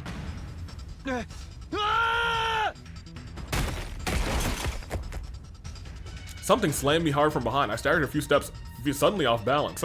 Takumi 2 saw his opportunity and took it, but this is actual Takumi. No longer Geed, because he can only take control. They don't share like we can't be conscious at the same time. As the two of us grappled, we found ourselves near the window. And then... Spare! The next thing I knew, I was in the air with Takumi 2 still clinging to me. Oh boy, dude. He must have tackled me with so much force it sent us right through the window. Shards of glass were flying all around us, sparkling in the night air. For one weird disconnected moment, it actually looked kind of beautiful. But then the laws of physics kicked in, and we were falling, rocketing towards the ground faster than either of us could deal with it.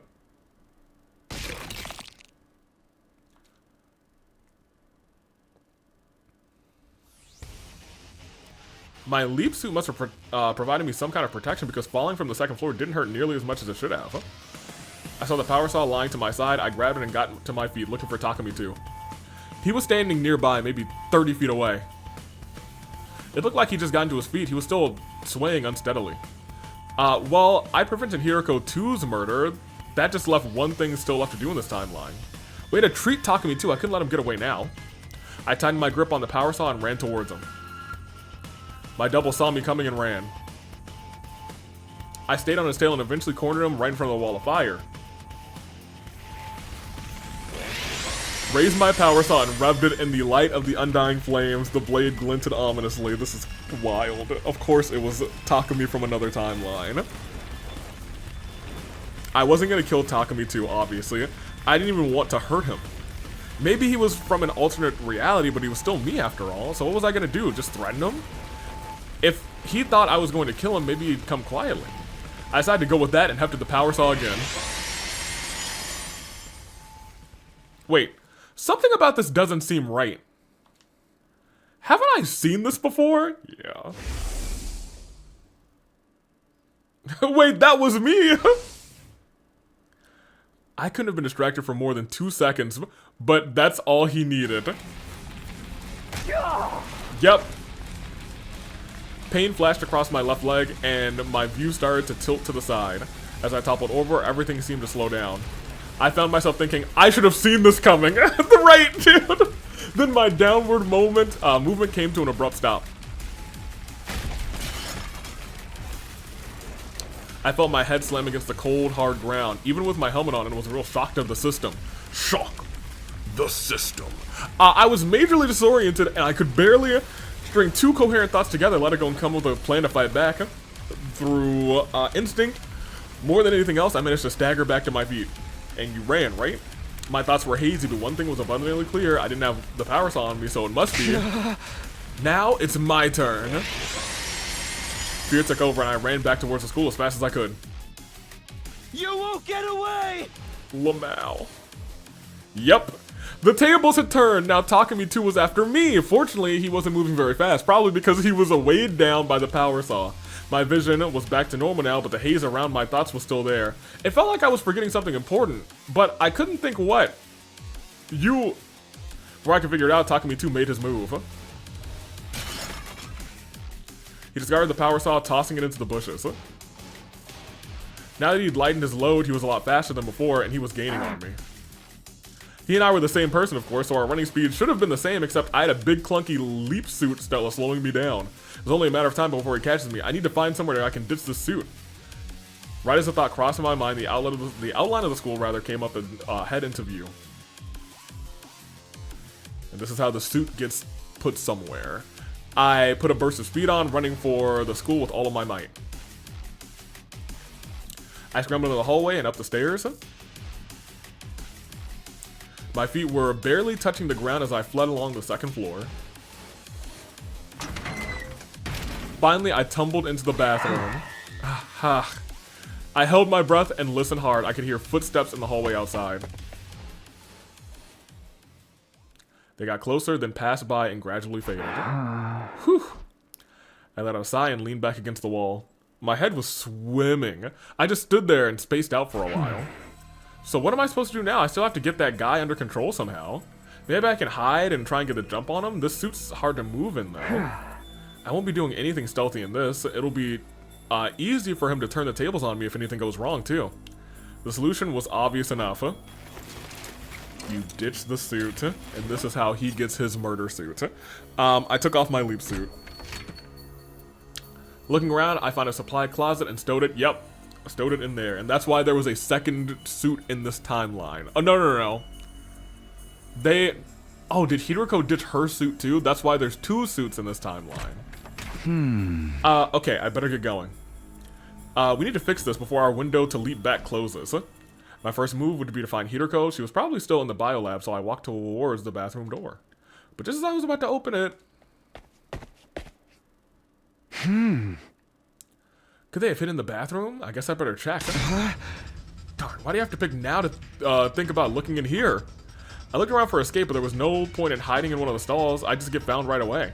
In that case, there's only one way out, the window. I ran to the window and opened it. I jumped with all the energy I could muster, but something went wrong. Maybe it was fatigue setting in, but I couldn't control my control my posture like I wanted to. I fell. Flat on my back, hitting my head against the ground with a sickening crunch. I'd really done it this time. My consciousness was leaving me like smoke blown away in a strong breeze. Right before it all went dark, I was aware of footsteps nearby and somebody saying something. Takumi, are you okay? Hold on. Stay with me. No, he's not okay. That was where my memory cut for the day. The next thing I knew, my mind melted into chaos and confusion. So are we still in this timeline? Are you just gonna, yep, again. Hilarious. Okay,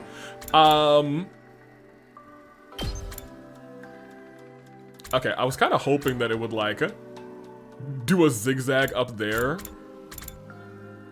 But I digress. Still interesting, go ahead. I woke up suddenly. I looked around, trying to orient myself. Where am I? Can't you tell? It's your room. In the SF timeline, that is. SF? SF? Steady Fundamental. It's the one we started off in. Steady Fundamental? Did you have to carry me here again? Yes. You need to start taking better care of yourself. I'm not your mother, you know. Hiroko, you can't say that word on this channel. I don't understand. That's not allowed. It's like when a child falls asleep in front of the TV, and their mother picks them up and puts them to bed. I've basically done the same for you. Several times now. Just 3 times, right? When you put it like that, I did feel kind of guilty, rather. I shifted uncomfortably and sat up in the bed. What happened after I blacked out? Oh. Don't worry about it, we fulfilled both of our goals. We did? Right, I figured we saved Hiroko too, but what about the other one? Oh. We don't need to worry about Takumi 2's parasite problem. I actually had 2 thumb drives, Nigo gave me an extra one as a spare. I gave it to Hiroko 2, I revealed myself to her and explained everything. That makes sense. So that's why she had the thumb drive on her in that timeline, because that is the same timeline that she ends up talking to Takumi 2.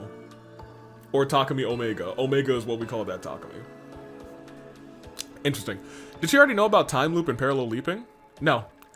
Not every me in every timeline has the same memories. She'd only recovered a few fragments so far. It must have been hard for her to wrap her head around. She managed just fine, I should know. She's a past version of me after all. I know her history very well, right? I even remember what happened next from when I was her. As Hiroko 2, I injected Takumi 2 with an anesthetic and used the repair program to treat him. A program I got from a thumb drive given to me by me, Hiroko 1. That was all well and good, but she hadn't seen for herself this time. That made me uneasy. I took out the device Hiroko had given me. When's the next time blood space wave surge? Thinking of leaping back to the killer zombie timeline to check on it? Don't you believe me? It's not like that. Either way, we won't be leaping anytime soon. Look at the screen. 1 to 5 p.m. on day 20? Right, we won't be able to leap again until then. So this is the timeline that is just explaining all of the running from us. That's 3 days from now, and we're staying for 3 days, so that's just how this works. Do these surges have any kind of pattern? Unfortunately not. Everything from their variation to their wavelength to their regularity is completely random. That goes for the periods when they surge and how long they last. We really never know what we're dealing with when they arrive. We're lucky that these devices even allow us to predict the next surge. For now, you'll just have to trust me. So, Takumi 2 is really fine now? We don't have to worry about him anymore? That's right. Well, after breakfast, I went back to the roof to think.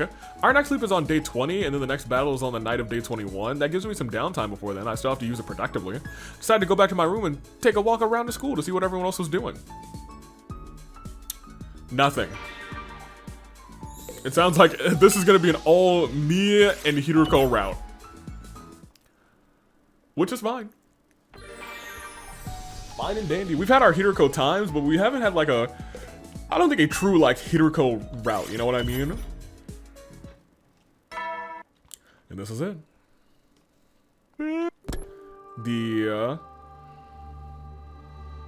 What does she call this timeline?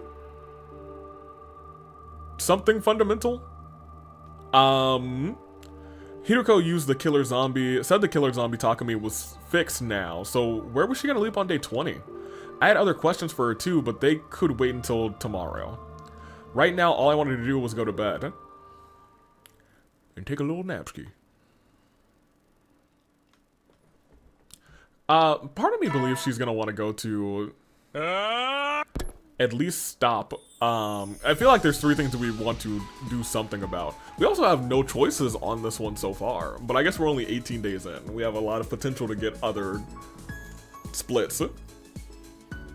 Because at this point now, I'm feeling like we kind of, in my brain, need like at least 6 day endings on this route, and then the mystery route will do something else. I guess when we get to the tail end of this, because the mystery route is like in like day 60s, 70s or something. As usual, everyone wandered off to do their own thing right after breakfast. At some point, I lost track of Hiroko. Maybe I'll wait until tonight to speak to her. Having decided on that, I began to look for ways to spend the rest of my day. Like going right to sleep. Honk shoe, honk shoe. And go right back to sleep. Honk shoe, honk shoe. Why did you ask me to come all the way out here? Sorry, I wanted to make sure we wouldn't be interrupted. But I didn't even bring my riding crop. Your what? I didn't call out here so you could give me a secret spanking. What is... Huh? What did I miss? What? Do you want me to step on you then? No, not that either. Why are you still blushing? So what do you want? So she was really ready for both of those things. It's about leaping. I was worried someone might overhear us if we talked in our rooms. Like how you ended up following me and poking your nose where it didn't belong? Yes. What did you want to ask? First off, the blood space waves are going to surge on day 20. What timeline are we going to jump to? You really want to know? Yeah. Oh. Can I drip molten wax on your cowlick? That's crazy. Hey! Why would you want to do that? Oh. I want to see what it looks like slicking down. Oh. I'm actually still thinking about which timeline to visit next. I'll let you know when I come to a decision. We switched to a new location before continuing our conversation. Huh? 2 days ago, you said Parallel Leap Machine was made by some kind of researchers, right? I don't know that for sure, it's just speculation. That's fine, let's assume it's true. But which side were these researchers on? Were they human or were they invaders? There's really no way to tell, because Vesnus had used it as well. From the looks of the lab building, it doesn't seem to have any government or military connections. Perhaps they were a part of a smaller organization or built it in secret as a part of some private endeavor. I mean, think about it. No matter who built it, rather, the machine could provide a huge advantage to the war effort. So the fact that no one's used it means neither side knows it exists. That's what I think anyway. Neither Vesnus nor Sirei nor Nigo have ever mentioned parallel leaping either. Not ever? No, not any timeline I've seen in my 146 loops. Vesnus had one time. Hiroko just doesn't know about that loop or doesn't remember it. So about our most recent leap, our objective was to change history by saving Hiroko 2 and stopping Takumi 2 from becoming a serial killer. Did we really achieve that though? Of course, Hiroko 2 is still alive and Takumi 2 was treated successfully. Why are you so worried? Or what are you so worried about? Because I've experienced that timeline. It's just, isn't there a timeline out there where we didn't succeed? Naturally, there are infinite possibilities out there in the blood space realm. But if that's the case, isn't it even accurate to say we changed history? Right.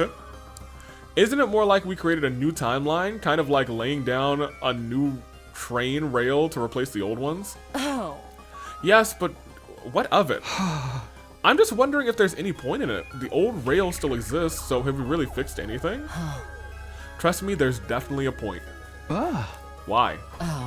Let's say that a train that is destined to constantly run through... Let's say that there's a train Let's say there's a train that is destined to constantly run through a fiery hellscape.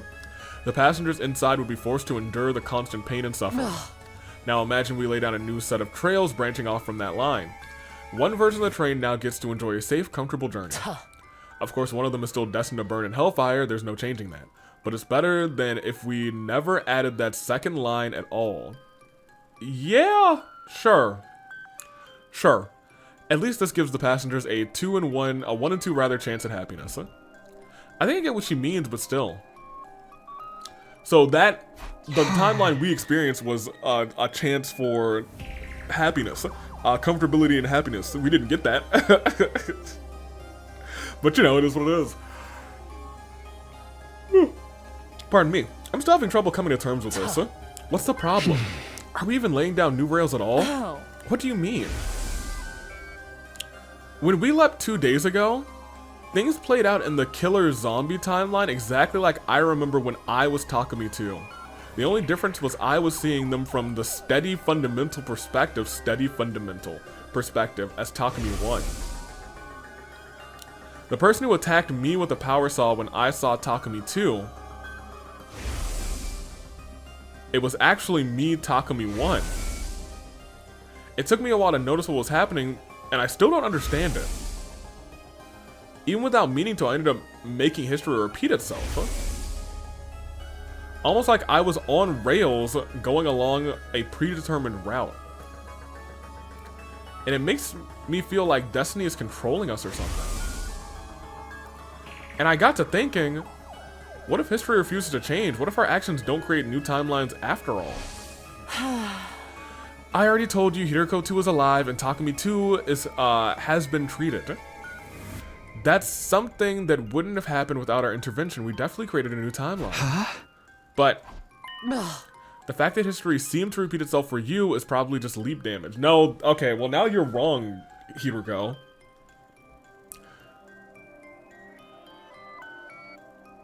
I mean, sure, maybe there is now another timeline technically, but I don't think that's the, I think Mans is right. Remember when I told you leap damage can affect your memories and your ability to reason if it reaches your brain? Obviously, I had made my point clear enough. I had a feeling that loss of reasoning was also something that happened because it was a part of a predetermined history. Oh, man. Like, we couldn't escape it no matter what we did. Hiroko and I finished talking and went back to the roof. Oh. You look like you're still having doubts. I'm telling you, it's nothing to worry about. We're creating new timelines and it's changing things for the better. If we weren't, there'd be no point in anything we're doing in this timeline. That's the problem. Oh man, I hate that. Oh. And don't forget your promise. I'll build us a future where we can all be happy. That's what you said. Oh. Does that help? Are you going to sleep better tonight? I don't know. I don't know. I'll get you some medicine to help you sleep. Take it, go to bed, and forget about all these groundless worries, understand? She left before I could respond, as usual. After that, I took the sleeping medicine that Hiroko brought me and sank into a deep, dreamless sleep. This is so bad, actually. I mean, it is kind of neat now seeing it from the other perspective, like, oh, this is how this happened. This is why you guys were here during this time. Okay, then it's night.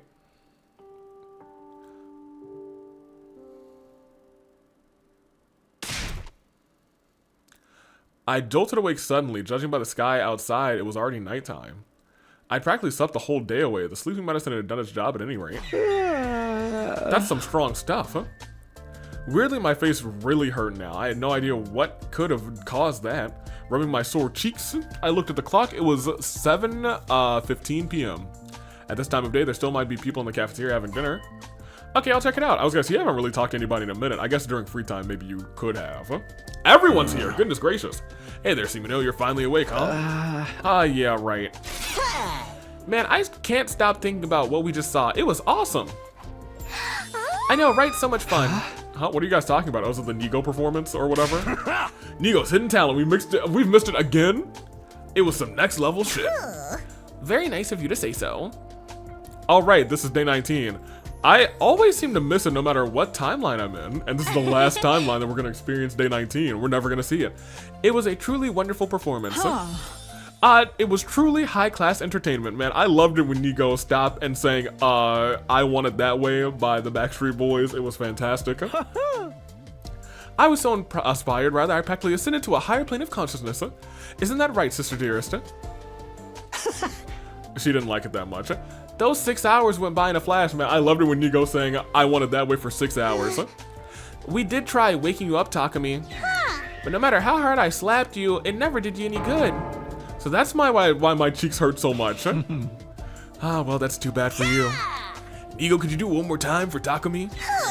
I'm sorry, but each of my shows is absolutely unique. No recordings, no repeats, no exceptions. I looked over at Hiroko, our eyes met, she joined the conversation. You missed out on the opportunity of a lifetime. Apparently, I was the only one who missed out on it this time, too. It was so unfair. I gritted my teeth and glared daggers at Hiroko.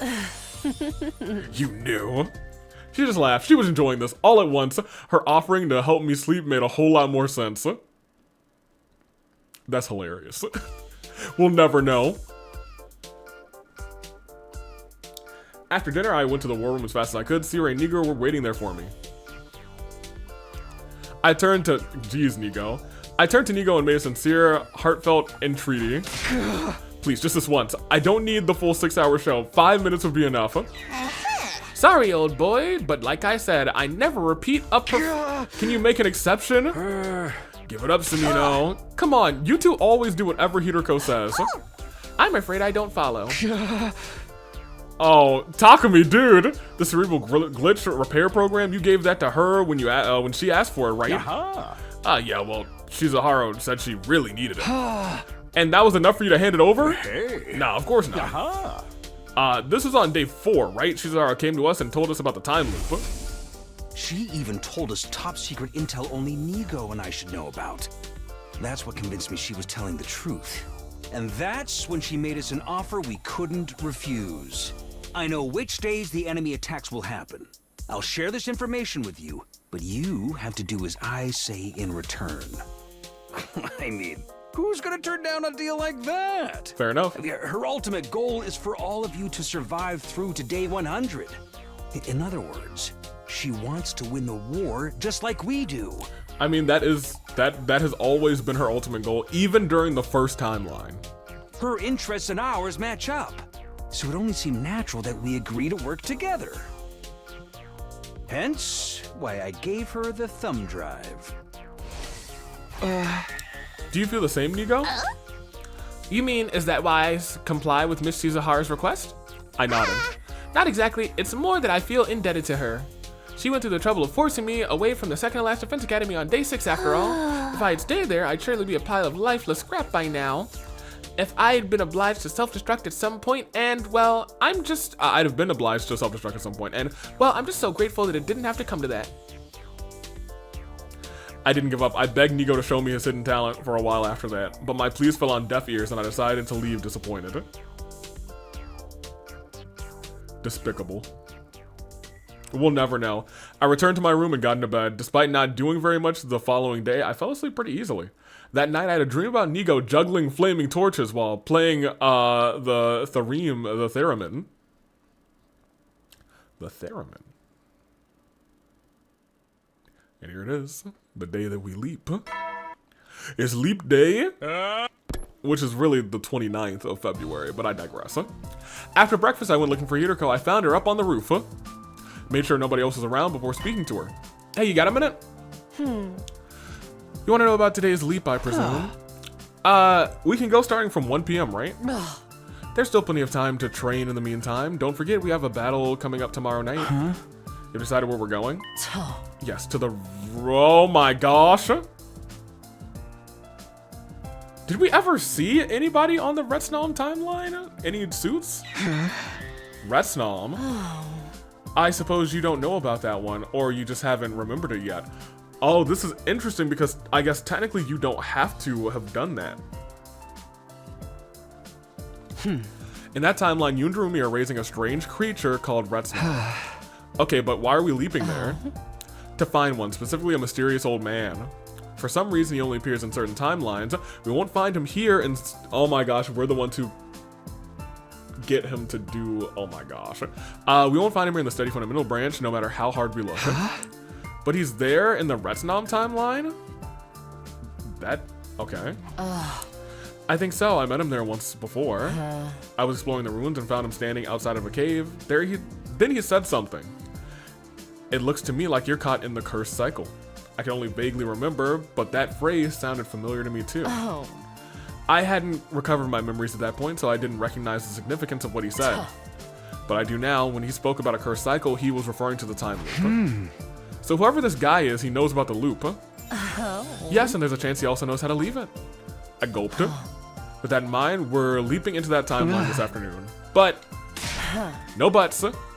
Just be a good servant and do as you're told. Do I make myself clear? Clear? Before I could respond as usual, she left. Retsnam, huh? Nope, doesn't ring any bells. Well, it does for us. But if this strange old man could tell us how to escape the loop, that would be a big step forward. I feel like this, I don't know, it's interesting that you could have jumped on this immediately after doing essentially all of the top path, it looks like. and it kind of gives you bits and pieces about other paths on this timeline. My heart beat faster just as I thought of it.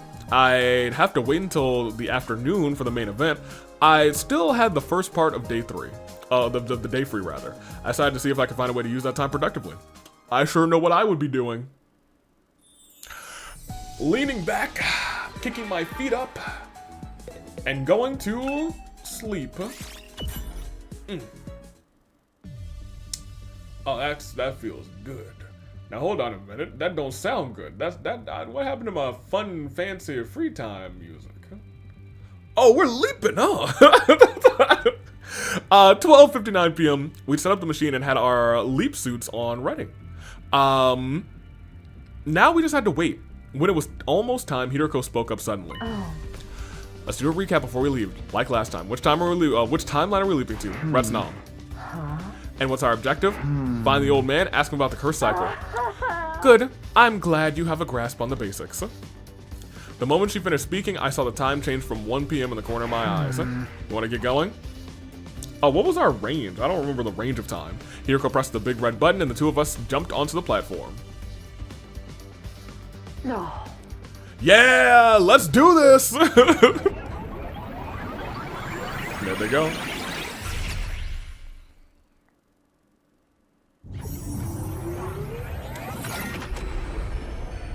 This is actually not a skippable little cutscene. This has to happen every time. So this is the Retznam timeline. Everything looks just the same to me. What were you expecting, to see dinosaurs walking around or something? It's my 3rd time leaping to a parallel universe, but it still doesn't feel real. In a broad sense, these alternate timelines aren't that different from our own. By the way, about our leap suits, we're keeping them on. You never know when we might run into someone unexpectedly. I thought you remembered what happened in this timeline. Do you remember what you had for dinner 3 nights ago? I like how it got really red when she got angry. The little mask. I've been doing this for at least 146 loops. I can't remember every detail from every timeline. Huh, I never thought of it like that. So where do we find this old man we're looking for? Like I said, I found him outside a cave for the first time. I don't know if he'll be there now, but it's worth a try. Let's go check it out.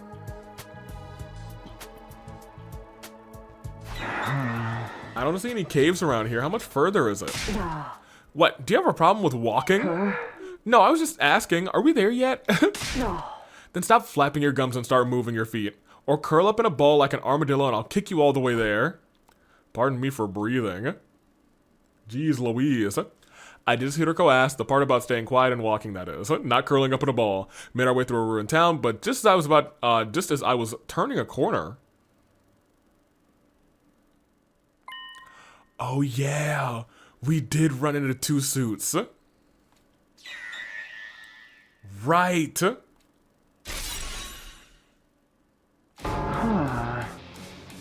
I completely forgot. We did run into 2 suits. A strangled cry escaped my mouth. I tried to smother it, but it was too late. There really was only one thing I could think about now, rather, getting away from here and fast. I looked at Hiroko and saw her helmet move up and down. A nod, that was our signal. We turned away and began sprinting as fast as we could. Hey, wait! Who the heck are you guys? Now, I don't think they followed. I think they might have gone back to the school. The other 2 chased after us. We had to shake them off. Oh, we did follow them. We did everything we could to get away, turning corners, ducking down side streets, cutting through abandoned houses. After running around like that for a while, it finally seemed safe again. There was no sign of our pursuers, so we stopped to catch our breath.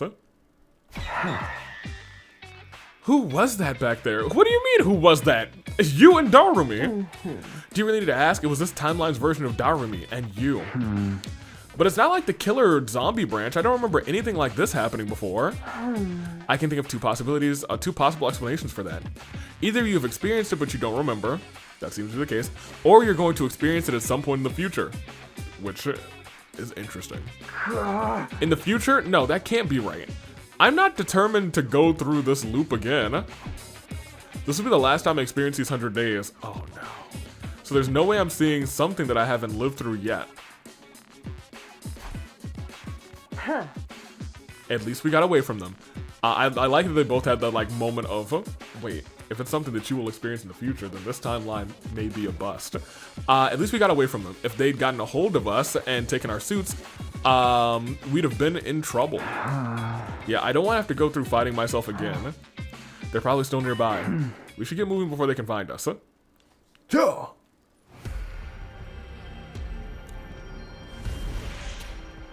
Oh my gosh, an explorer? I feel like I should be in a suit. We will be skipping that. But I feel like I should be in a suit. Whew, we're finally here. Now, where's the old man? I thought I explained this. I met him once before during a previous loop. There's no guarantee he'll be here. Marinate. We both went around and standing there was...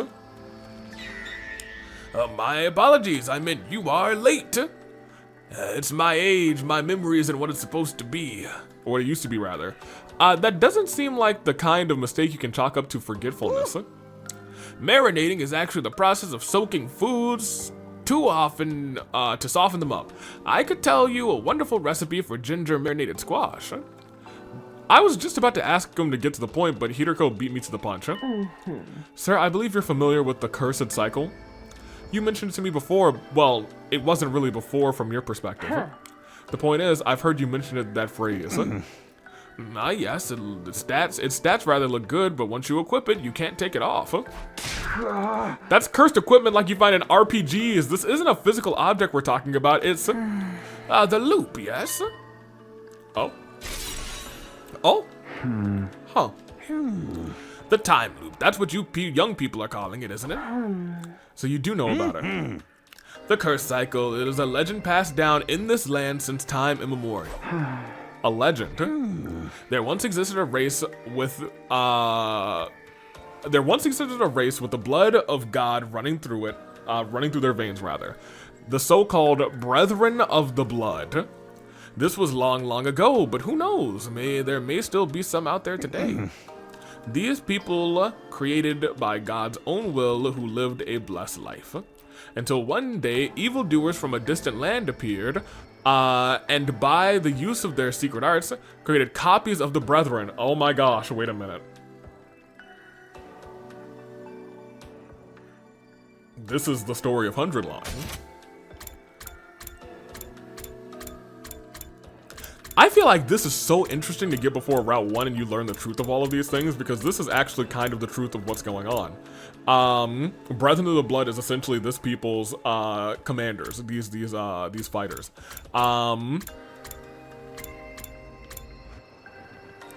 These people were created of the God's own will, who lived a blessed life until one day evildoers from a distant land used secret arts, created copies of the Brethren, us. God was angry and visited a terrible retribution upon a number of these copies. That is what came to be known as the curse cycle.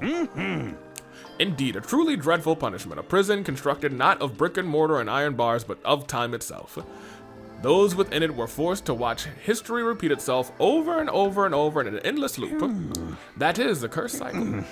As for those trapped inside, not even I know what has become of them. Perhaps they linger still, never able to leave, constantly looking for the sweet release of death. Ooh. And they all lived happily ever after. Nothing about that was happy. Sir, we're looking for a way to leave this loop. Can you tell us anything that might help? Well, there's no mention of anything like that in the legends. Our shoulders slumped in disappointment, but then... but now that your attention's hit, I mean, now that you mention it, there was somebody researching the curse cycle many, many years ago. His name was Noriro Inone.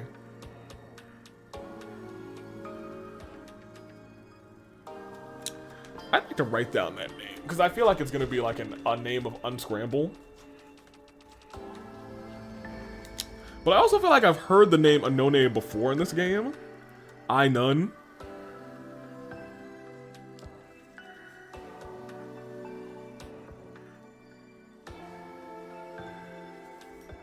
Sure. Now long dead, he was impressive polymath in his time. He excelled in the study of both folklore and particle physics. I've heard that Professor Inone compiled the results of his his life's work into a single volume. One of his goals with it was to prove the existence of the cursed cycle and examine its mechanics from a scientific perspective. What's the book called? Reflections on Impractorial Metempsychosis. Ooh. I know it sounds very occult, but it's got no relation to cursed spirits or sorcerers, in case you're wondering. But will it tell us how to get out of the loop? I've never read it myself, so I can't say so for sure, but there's a chance it could offer you some clues. Hiroko and I looked at each other and nodded. I must say, you two are dressed rather strangely. Have you come, maybe, from space? Well, in a way. Something like that. We thanked the old man and went on our way.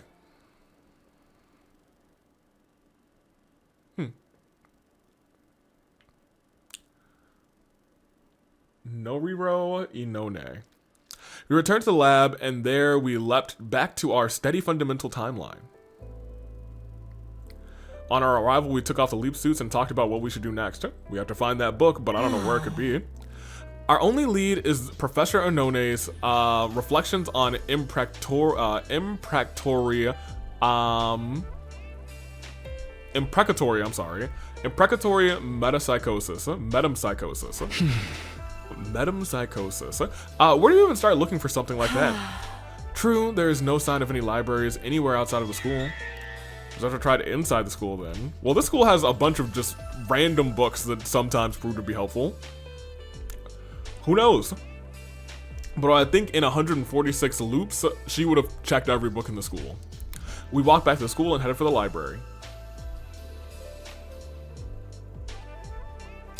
Hiroko and I spent the rest of the day and most of the night searching the library for different index lists. It's no good, there's no sign of that book ever having been here. Nothing else by Professor Inone either. This message came up when I searched the PC though. The records in this database are incomplete. New books may have been added to the collection without the index being updated. So to search the stacks manually? Have you seen how many books there are in here? I'm afraid that's our only option. I stared in bewilderment at the rows upon rows of books and documents lined up throughout the room. It's getting late though, let's call it a day for now. Our next offensive battle is tomorrow night, so we should be fine to start looking during the day. Speaking of which, you remember which commander attacks tomorrow, don't you? I nodded. Yeah, it's Ava. We need to think about what to do with her as well. We gotta get her. Once we got to the roof, I parted ways with Hiroko and went back to my room. What to do with Ava, huh? I thought about it all right. I got into bed and thought about it for several hours. By the time I reached an answer, it was starting to get light outside. We gotta save her. Everyone living means Ava living too. Oops. There you go.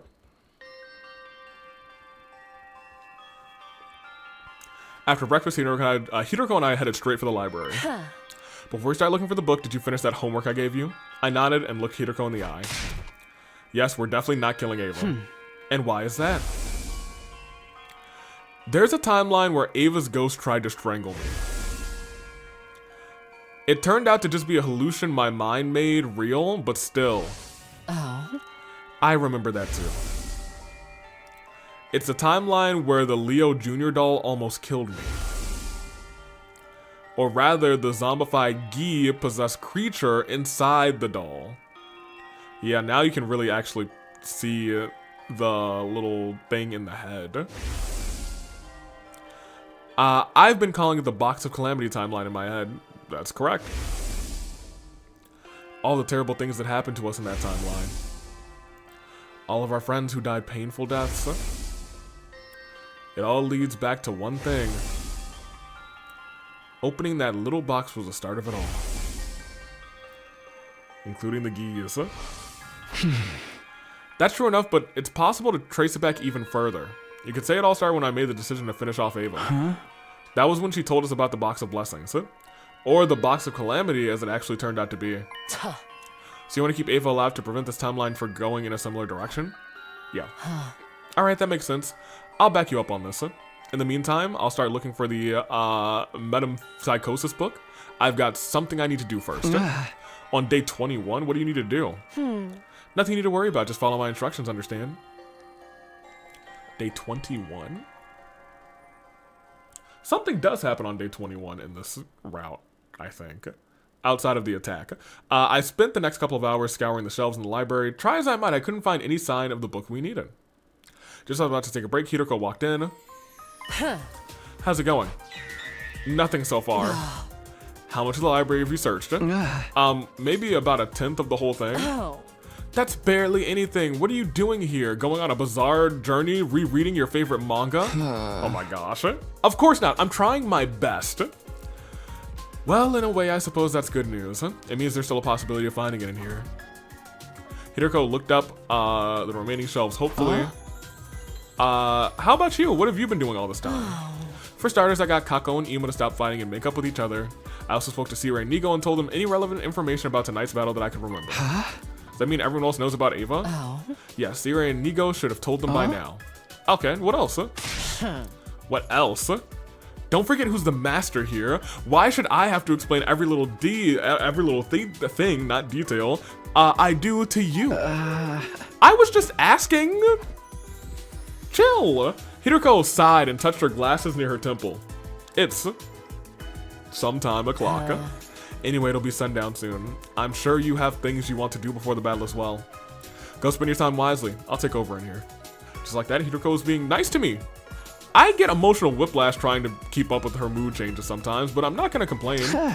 Alright, if you say so. Thanks, Hideko. Goodbye. Maybe I'll take a little nap-ski before the battle. Okay, what should I do now? A little pre-battle nap-skiing? I think that sounds pretty good to me. Just stretch my leg real quick. Immediately after the nighttime announcement, the alarm sounded. And we're actually all here.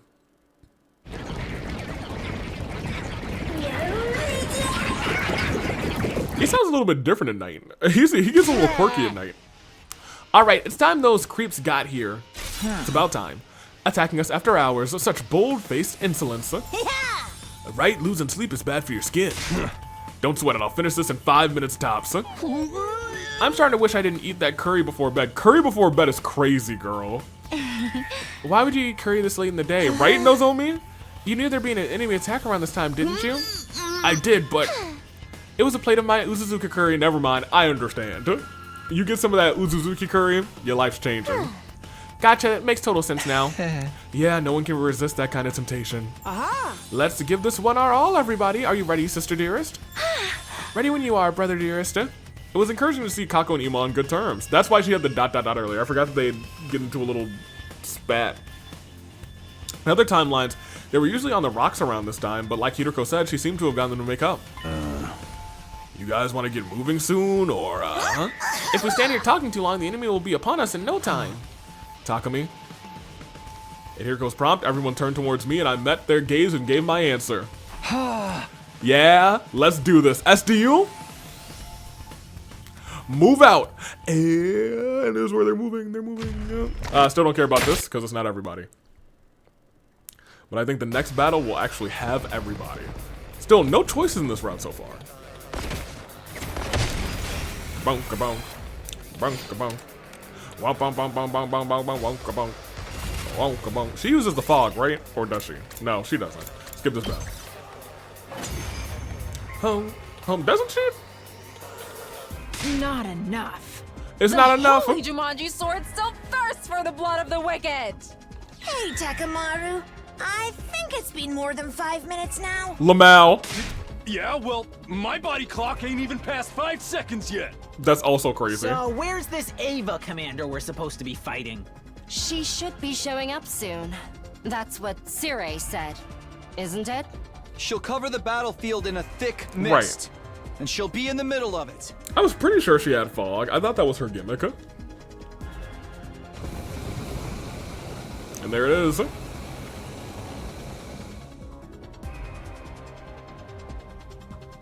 And somebody say something smart about the fog. Is this that mist we were warned about? Yeah.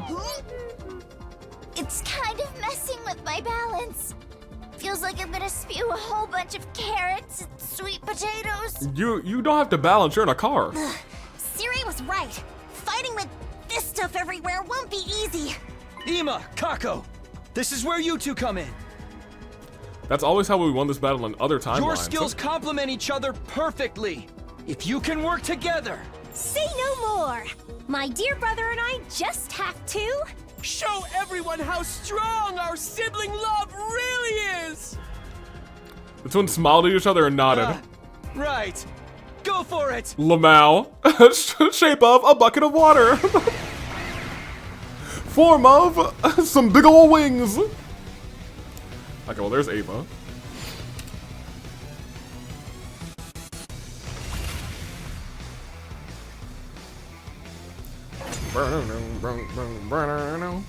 Kind of crazy that Vesh just sent out her sister so soon. Here we go. There we go. She said her name. Actually, no, she didn't say her name, did she? The mist's gone. I can see everything. Look, over there! Is that? Yes, that's the commander we'll be facing this time. That's Ava. Enough yapping. Just hurry up and take her down. Aye, aye, sir. You can do it, everybody! Special Defense Unit! Rah, rah, rah! I wonder if they're gonna worry it's too much about Ava's self-destruct this time. More mist. I think I kind of hated the mist.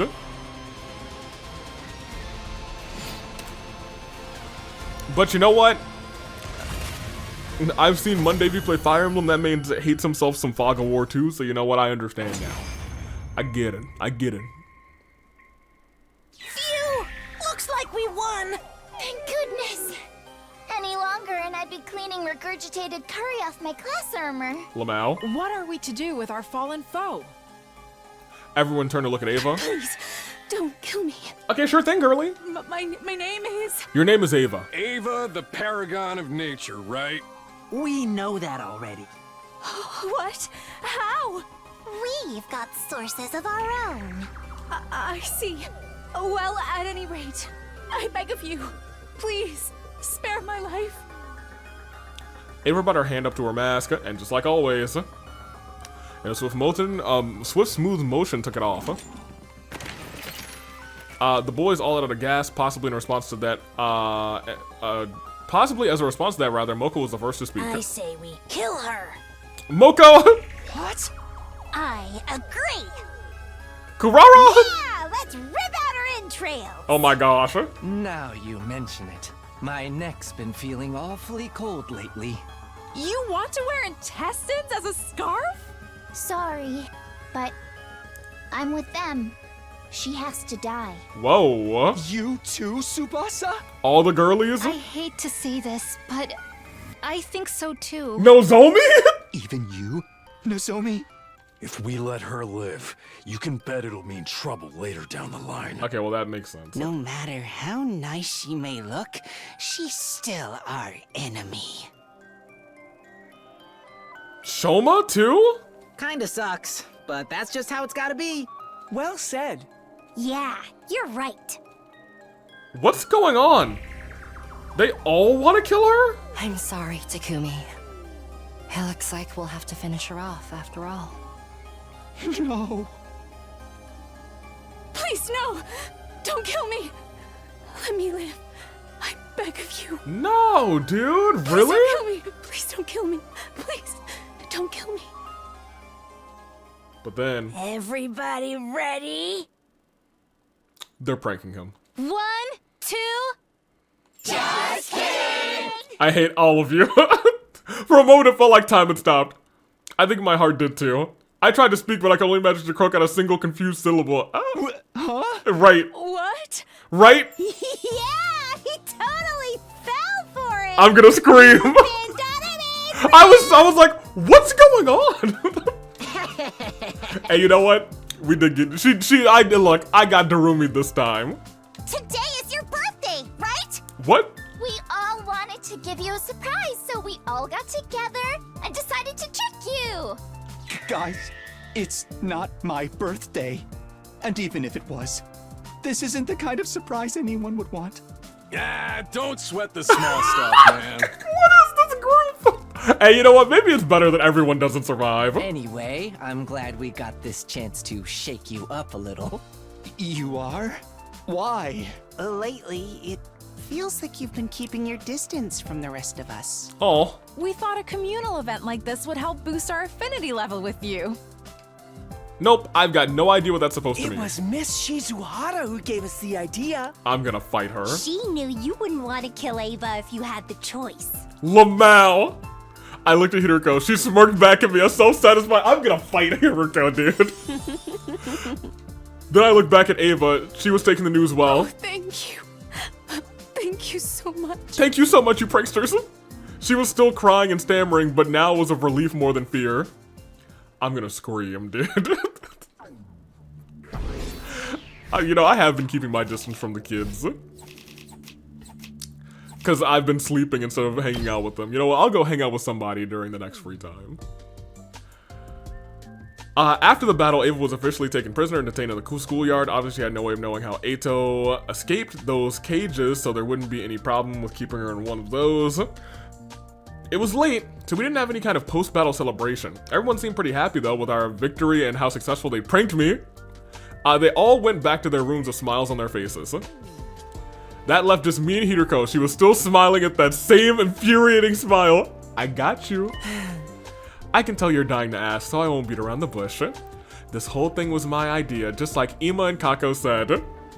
That's how you got them back together, pranking him? I genuinely did agree with you that we should spare Ava. So I took the opportunity to convince everyone of that while also setting up the surprise. Were C-Ray and Nigo in on this too? Of course, at first they were opposed to letting her live, but then I gave them some tips on how to improve their cognitive reconstruction therapy. With this new and improved version, the brainwashing won't come undone, provided she isn't subjected to any powerful shocks. Ava will remain our loyal ally right up until day 100. Oh. I don't like that. Once they've heard that, they agreed to it pretty readily. Why did you do it? Do what? Why'd you set up this cruel surprise in the first place? You really haven't realized, have you? Happy birthday, Takumi. You're so cute when you're facing a situation that looks like it's absolutely hopeless. Oh. Your face gets all tense, you go as white as a sheet, and you practically drench yourself in a cold sweat. You look like a peeled banana that's been sitting out in the sun. Why do I do this? It's really nothing special, I just... I wanted to see that look on your face. Dude, she is torturing poor boy, and he doesn't know if he likes it or not. Well, good night. With that last remark, Hiroko walked away. I was left standing there and heaved a heavy sigh. So heavy it could have been made of solid lead. Dude, poor Takumi, dude. Yeah, as I expected, I don't actually think we're gonna get an ending today.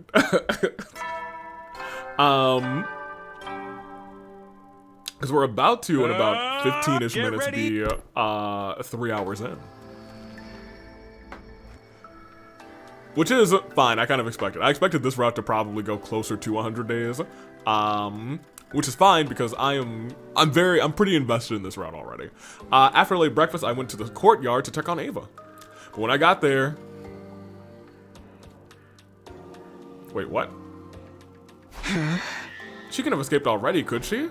That's when I noticed I wasn't alone. Yugamu? Yugamu? Oh. You here to see Ava? Sorry, but she's not here. Yeah, I can see that. She's in the infirmary. Apparently, Siri is brainwashing her. I'm so jealous. You think he'll throw me in some special physical torture to make me really, make the conditioning really sink in? I'm getting chills imagining what kind of atrocities he's committing in there. I wish I could be there just to watch.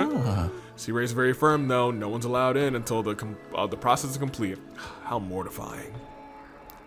Yeah, that sounds about right. But that does mean we'll get to have that one thing where everyone's there. I reluctantly gave up on talking to Ava and headed for the library. When I arrived, somebody else was there, though. Hiroko.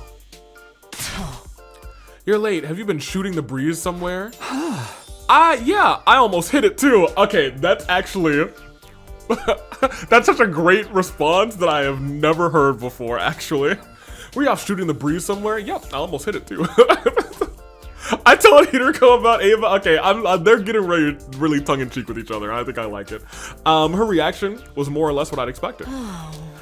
I don't want to sound too dismissive, but you already knew she was going to be brainwashed once we took her prisoner. I guess so, but take your mind off of it and get to work. Back to looking for the book, huh? One more thing before you start.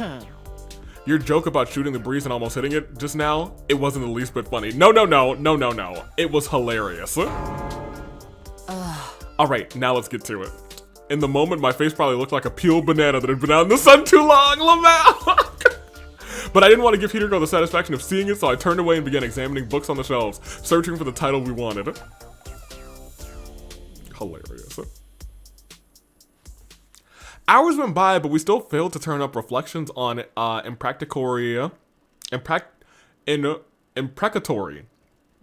goodness, metempsychosis. One day I'll say that book right the first time. Don't get discouraged. We still only searched 40% of what's here. So we're not even halfway. That's depressing. No, it means we still have hope. If we'd searched everything and still hadn't found it, that would be depressing. I admire your optimism. While I sighed in exhaustion, Hiroko tapped her glasses by the temple. It's almost evening. Let's call it a day here. Huh? Already? Don't forget what Shoma said yesterday. Lately, it feels like you've been keeping your distance from the rest of us. Right. As our captain, you need to maintain a good relationship with all of your team members. Huh? That's true. So I'm gonna use this time to go and hang out with somebody? Hiroko nodded. I'll go crazy after spending a whole day in here. If I have to spend the whole day in here, I'm going to take, going somewhere rather for a while, so you may as well take a break too. All right, well, let me go talk to somebody. Yeah, I said this time I'll actually go talk to somebody. Coming back feels like a good way to center myself, huh? Yeah. Who do I want to talk to? There's Ato. Who is usually, like, not around, you know what I mean? Okay, y'all are in there.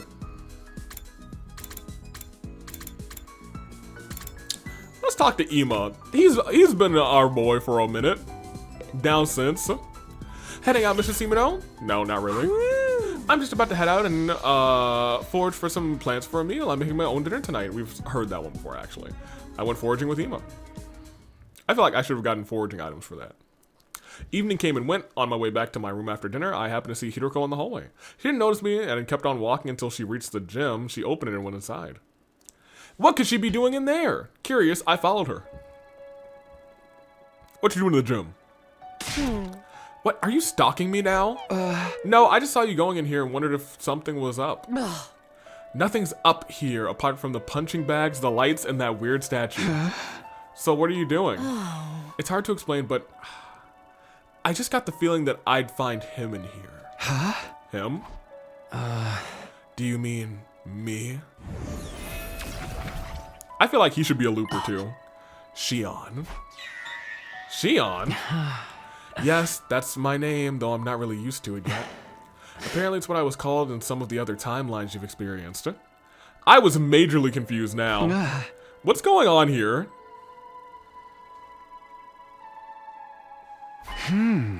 Okay, so you two have met before, and Hiroko told you about being called Shion. Both of them nodded. But all this is news to me. Why don't I know any timelines where you've been given that name? That's a part of that truth timeline, you know what I mean? You probably just don't remember yet unless you're going to experience them later. Shion, I did have a vague feeling I'd heard it before somewhere. I told him everything else about us too, time loop and parallel leaping included. You don't need to hold back around me. Ask me anything. I'll do my best to help. I thought for a moment, was there anything? I know this is a long shot, but do you have any idea where we can get out, any idea how we can get out of this loop? Sorry, I don't know anything about that. I agree that the time loop was probably caused by your specialist skills, but that's all I can say for sure. How about the metempsychosis book? The one the old man in another timeline told you about? I've never heard of it. I see. Sorry, even after offering help, I'm not doing very much, am I? Don't apologize, it's not your fault. I do have some information you might find useful, though. What kind of information? It's something I overheard C-Ray and Nigo talking about a few days ago. It turns out that there's something called a distress signal transmitter somewhere in the school. Well, that's disappointing. I'm sure Shion wanted to help, but I already knew about the transmitter. Hiroko probably did too. Sorry, but we already knew about that. It came up in another timeline. Oh, I see. Yeah, the mystery timeline. I remember it clearly. It is that's the only thing that's ever, the only place that it's ever come up. And it has not been used yet. It was in a hidden room in the basement. We never actually used it, but we figured out what it was for at least. A room in the basement, not even I knew about that. Hey, why don't we go check it out now? What, even me? Of course.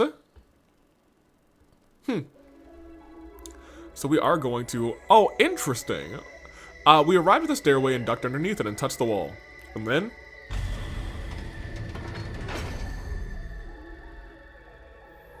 Wow. I had no idea this was here. It's not exactly easy to notice. Come on, let's go. I opened the hidden door that appeared. Our little party stepped through and followed the stairs beyond it down into the basement.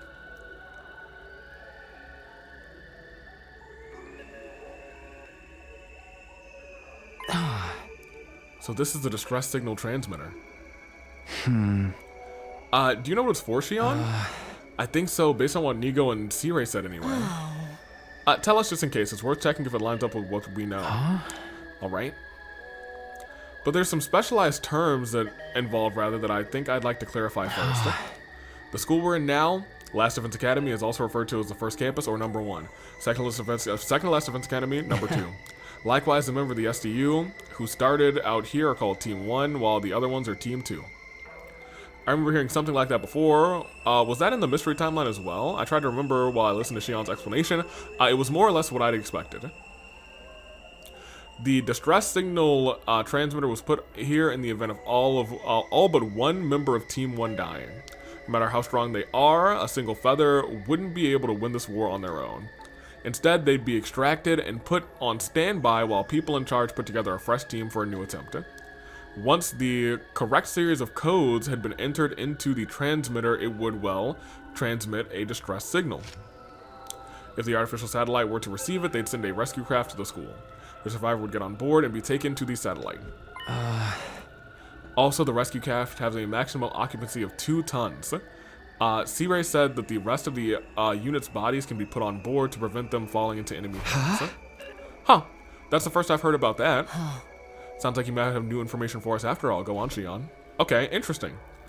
And I guess this will lead us to a story lock that will unlock the mystery timeline, probably. Because this is information about this. Shion nodded and continued. When a member of the SDU dies and loses all their cryptoglobin, they enter a state known as total death. After entering total death, something like a liver mortis code, something called a liver mortis code rather, appears on their back. To send distress signals, the surviving team unit need to put 9 codes, 1 for each member of Team 1, besides themselves. So here's the thing, if they are killed and they have their cryptoglobin drained, you can never get these numbers. That's the way of proving everyone else is dead. Then the distress signal is sent, and the extraction is authorized. I'm guessing the 2 teams were never meant to come together like we have here. Only the liver mortis codes from Team 1 are required to send the signal. I thought so. Was there anything else? Yes, if the codes are incorrect, everyone in the room will be killed. Oh, right, we knew that. Poison gas will come out of the tanks over there. It's a terrifying toxic gas capable of melting any object into a soupy mess. Goodness gracious. Nigo and C-Ray said the gas mask or protective clothing won't do anything to stop it. That's all I know. Did I tell you anything new? Hiroko and I shook our heads. It's more or less the same as what we already knew. Apart from the rescue craft's maximum capacity. So it wasn't very useful after all. That's not true. Yeah, that's enough to remind us that this place still exists. Really? Well, that's good. Shion looked a little happier after hearing that. I'm sorry, I have to go. I've stayed out longer than I should have today. If I don't get back soon, my energy output will start to fall behind. Goodbye for now. Bye, Shion. With that, Shion faded away and disappeared. Takumi say, I should hang out with that kid more. So what are we gonna do about this place? We should leave it alone. It can only be used if all but one of us are dead, after all. Yeah, and that pretty much goes against what we're working towards here. Getting out of the loop, making it to day 100 with everyone still alive, that's our goal. Right, there won't be any need for us to use this room. It's better if we all just forget about it. Well,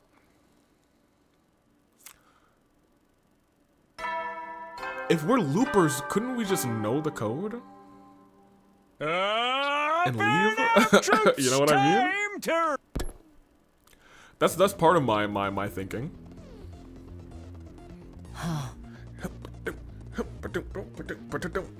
Alright, let's get back to it. Hiroka and I began our work for the day, scouring the library for Professor Inone's book. This is our third day of searching. I was starting to get the hang of it now. Scanning the titles on the book spines didn't take me as long as it used to, and going through all the shelves by shelves helped me feel like I was making some solid progress.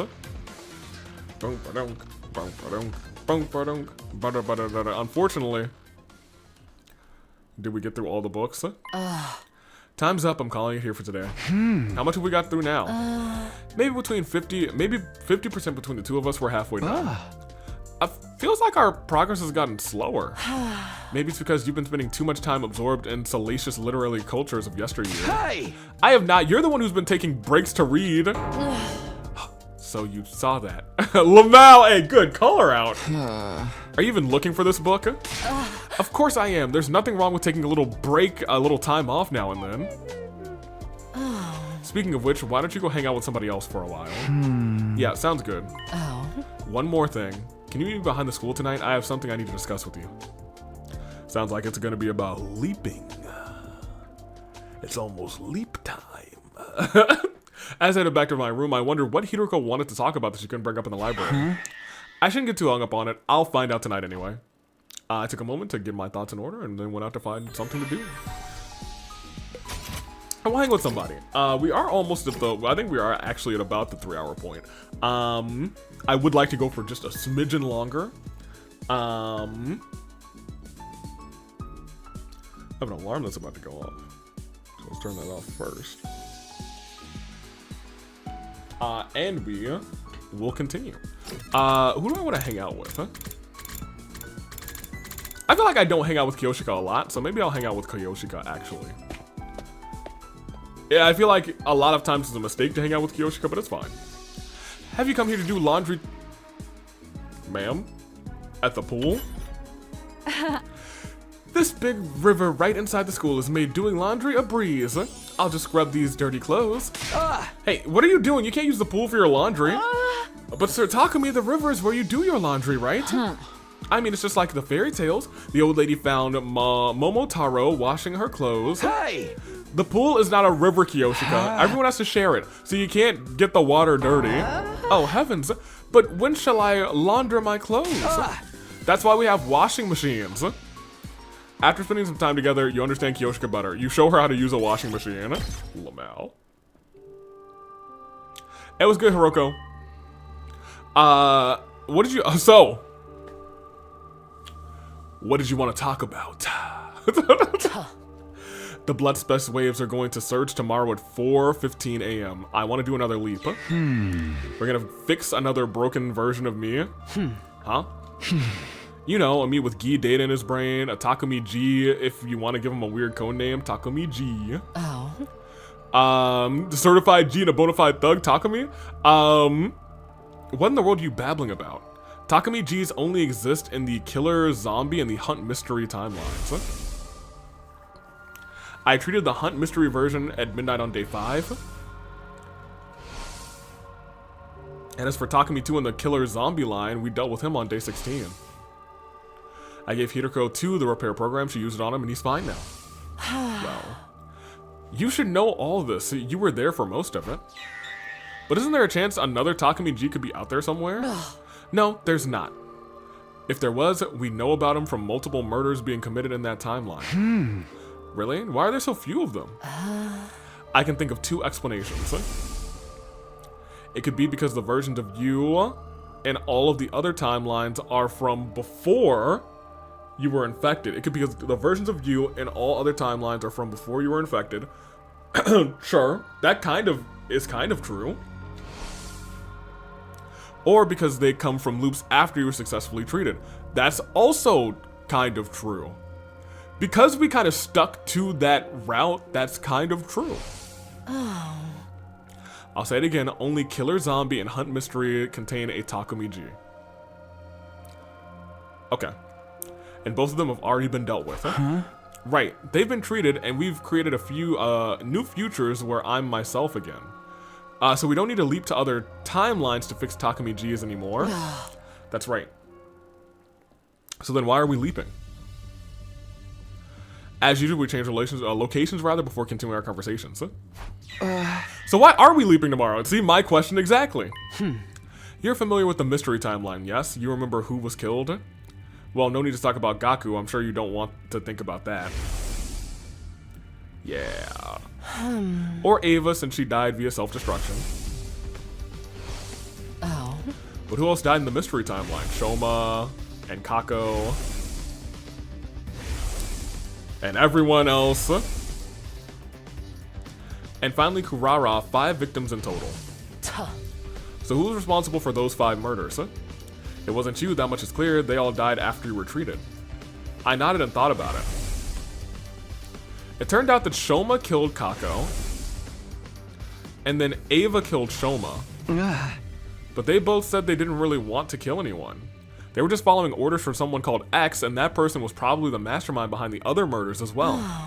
In other words, X is the one responsible, directly or otherwise. Indirectly or otherwise, rather. Yeah. The second murder occurred early on day 27. Today is only day 23, so we still have a chance to save Kako. That's our objective this time, to prevent the tragedies that occur in the mystery timeline. As for how we're going to do it, that much should be obvious. You mean... Yes. Tomorrow, we're going to expose the true mastermind and stop X before they can start killing. Interesting. Oh no. X has a suit. Oh. Oh. You've arrived at Story Lock 2. You won't be able to progress without meeting certain conditions. Try exploring other branches for now. Reach ending 100. And conditions to unlock Story Lock 3 have been met. So we have to finish the mystery route. Oh. Well, okay. All right. So this ended when we found, we're getting a whole lot of unlocks apparently. I think there's still a Story Lock 1 that we're gonna be locked on, but I don't know where that would be at. I thought back to what happened yesterday. After Hiroko and I found the secret basement room, we ran to the roof and told everyone about it.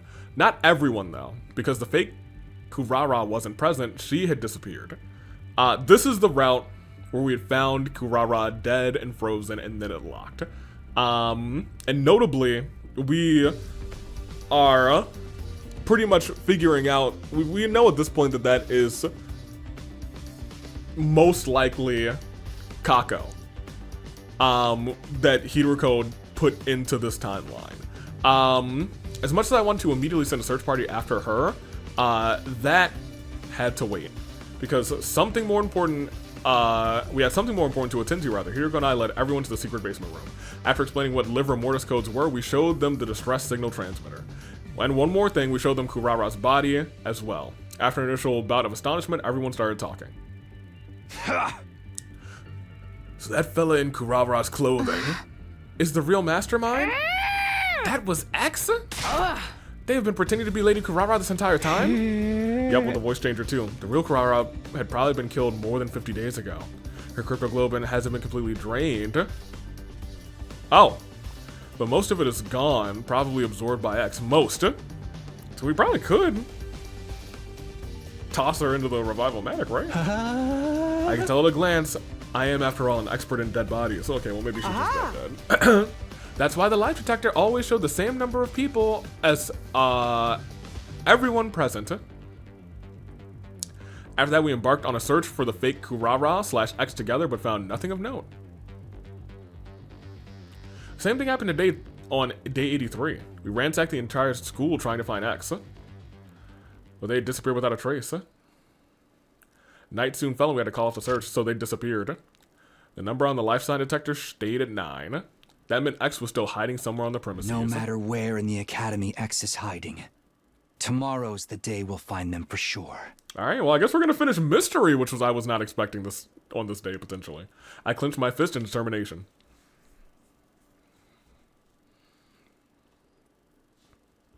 Day 84.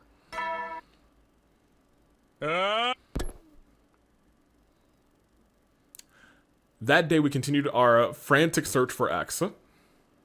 Unfortunately, our search bore no fruit. Time passed mercilessly as evening soon came. And then it was night, but just as we were about to call off the search, Garumi brought some news. Is it a dead body? Ah! See, wedding fire extinguisher is missing. Does that mean 8? The number's gone down by 1. I knew it. X has escaped the school. It was 9 just a short while ago. They couldn't have gone far. If we give chase now, we might be able to find them. I grabbed the remaining fire extinguisher and ran outside with everyone else behind me. We cut through the wall of fire and went into the city ruins. In the distance, we could see the outline of someone running away. That has to be X. We immediately gave chase.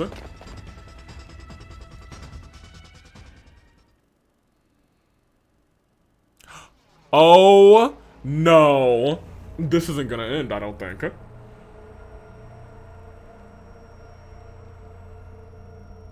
X is running here.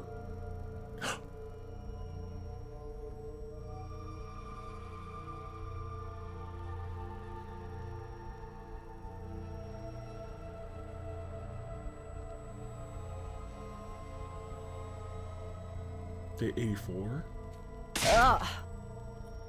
I saw with my own 2 eyes our target entered this building. Yeah. What kind of building is this? Only one way to find out. Oh no, Hideko is with us too. Oh my gosh. We stepped inside and continued down the cold, unwelcoming path until we reached a large door. We opened the door and finally came face to face with the person who had been tormenting us all this time. We finally found you, X. Yes, I see there's no point in hiding any longer. Yes, I am the person you referred to as X.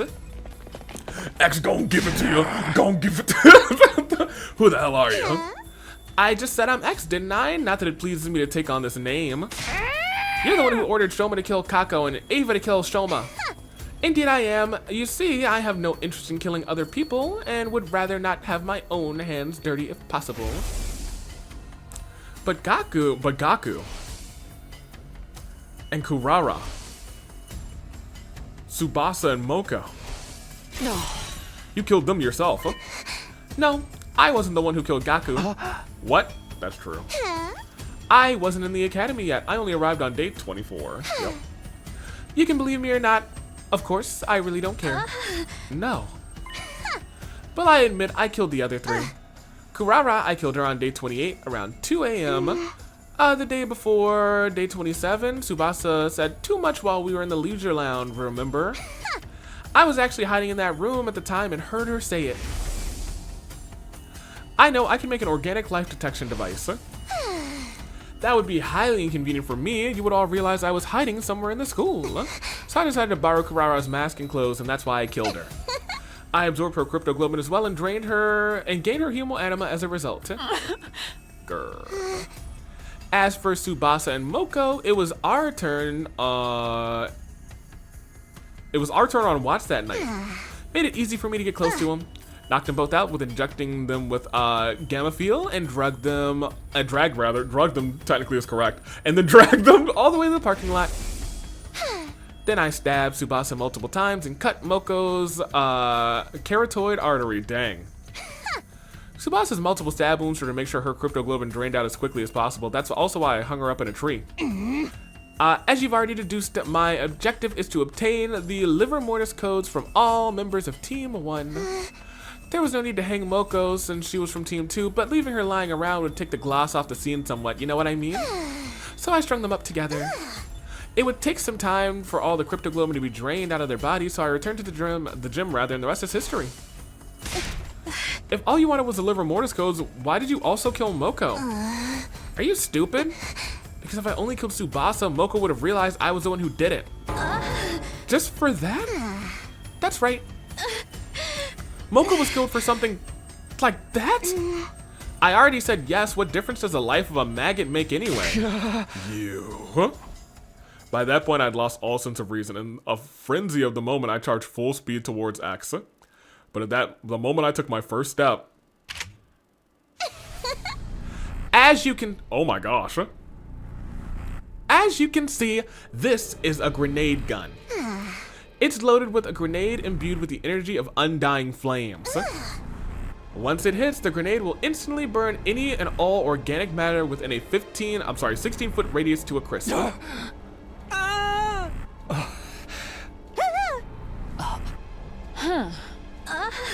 Let's play a game.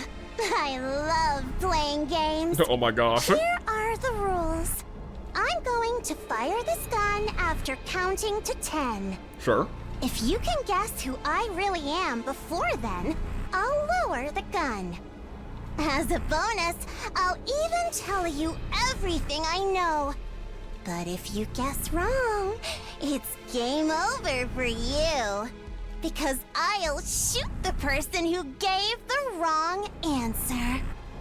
Alright, let's play! Well, I know the answer. 10, 9, 8, 7. My head was spinning. Think, Takumi, think. Who could X be? 6, 5. X said they came to the academy on day 24. That's the biggest clue they've given. Someone who arrived on day 24. 4, 3, 2. I know the answer. I should know it. X is... The real identity of X is... 1. The true identity of X is... Well, I have to give the wrong answer first. You know what I mean? We're gonna get ourselves a little ending here. A little ending. A little endings come endings. Thank you. I am... It's Takumi X. Not Takumi 1, not Takumi 2. Takumi X gonna give it to you. I don't give it to you. This is wrong, but we gotta see what happens. Oh, wrong answer. Game over. Without any hesitation, X pulled the trigger. Immediately after, I saw a grenade hurtling towards me, getting closer and closer. And then he died. Okay, great. 9 more endings left, baby. Give me those end credits. Excellent. Explosion. X gonna give it to you. They, look at that, 91, you guys. We're tiptoeing. I don't know if there's gonna be another version of that, but I don't think so. So we're just gonna give the right answer.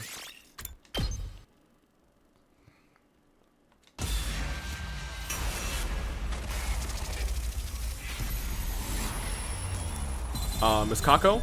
Hello. Yep.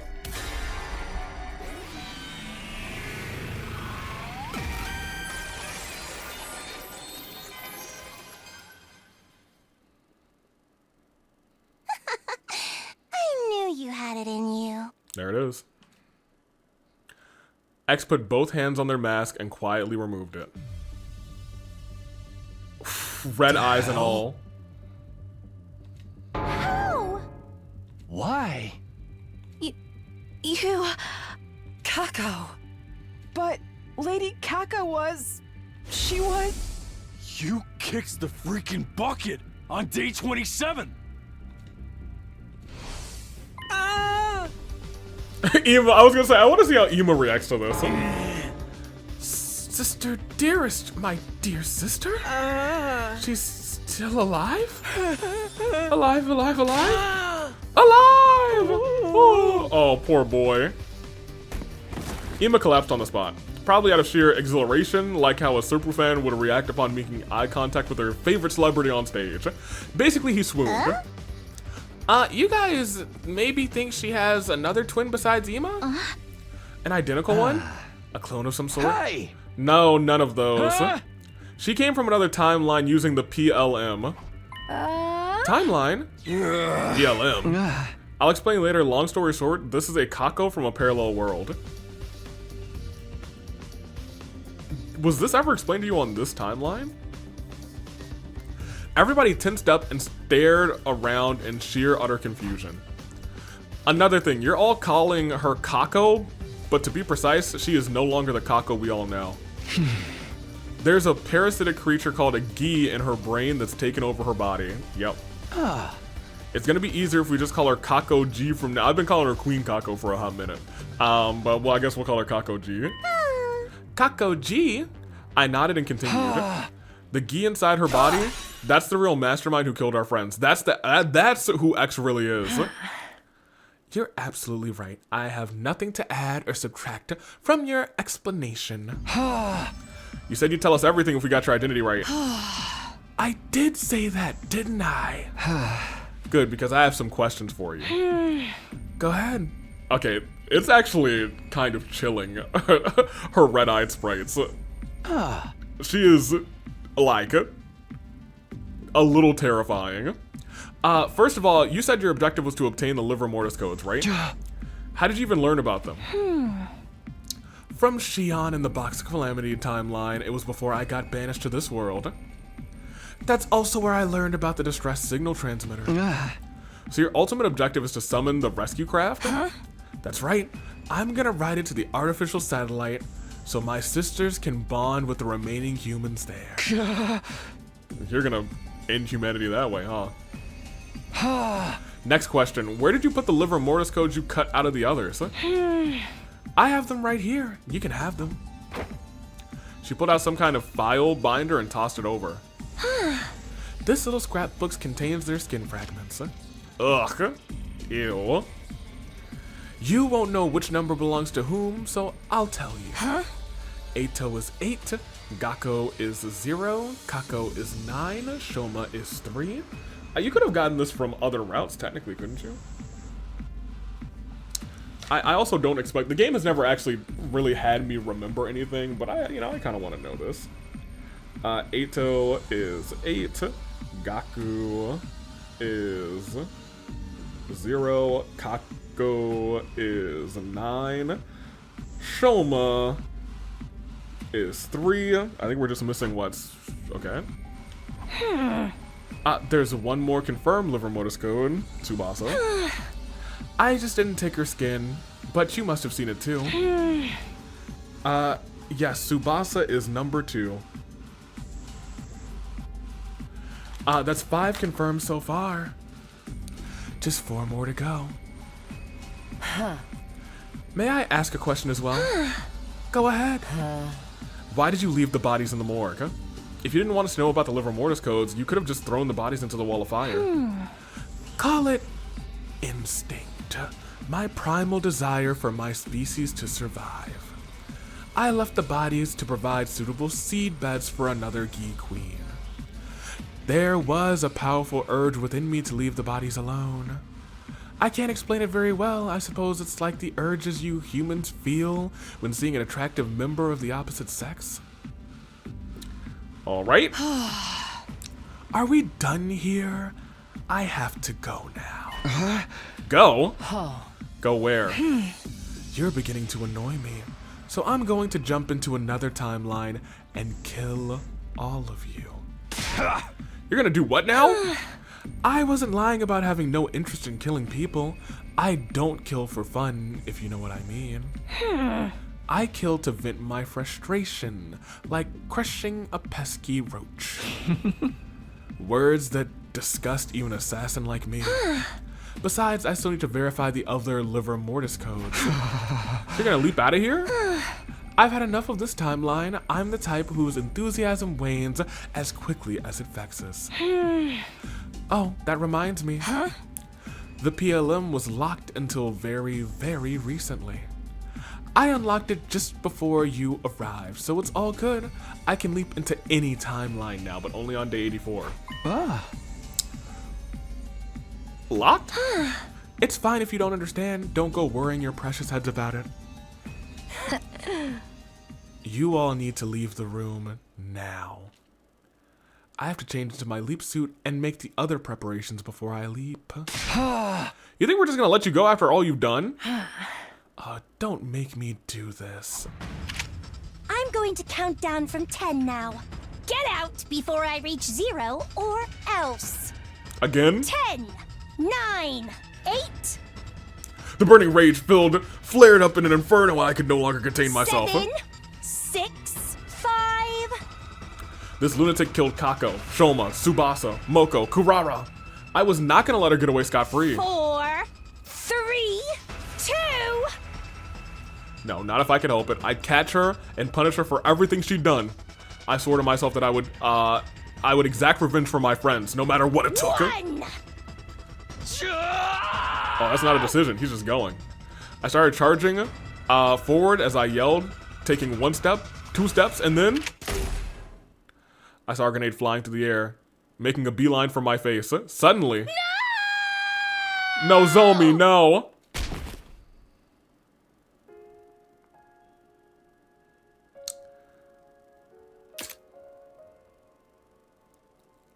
Hi, my name's Nozomi. I bet you're wondering how I got here.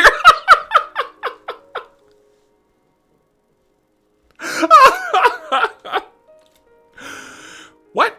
What just happened? This can't be real. Nozomi, she's trying to protect me? No, don't do this, Nozomi. Get away. I came back in this 100 days to protect you. Get out of the way. I'm begging you. Nozomi. Nozomi. Nozomi. Nozomi! And is a tick, tick, tick, tick, tick, tick, tick, boom.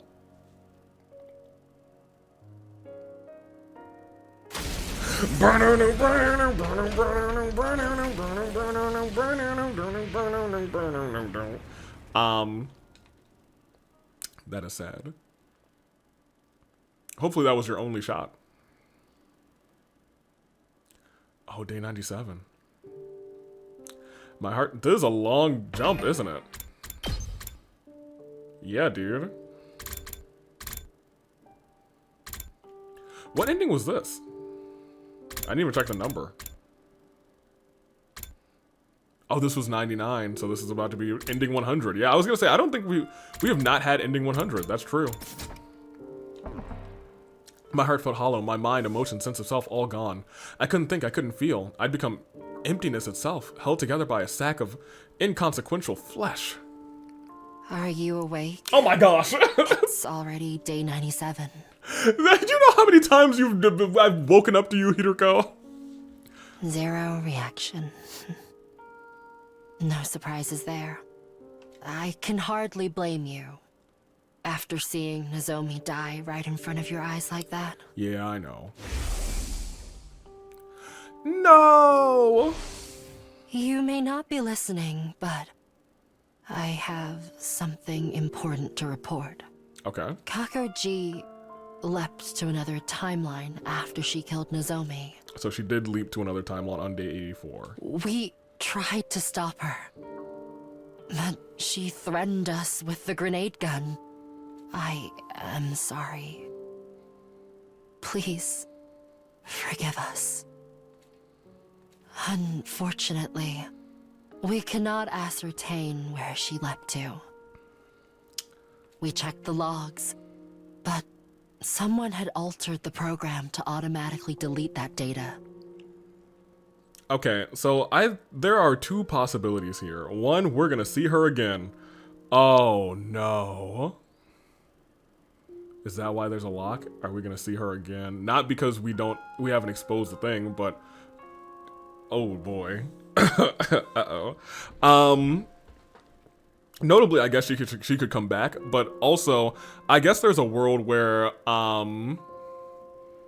Takumi was like, is that all of our dead bodies on one of those routes? She could have traveled to that timeline too. Anywho. One of the ones where Nozomi was also a queen. Nozomi G, I guess. 16 feet away at the time of the blast. Okay. Not that knowing that would bring you any comfort. I think that would bring you a little comfort. Can you walk? Follow me. I need to show you something.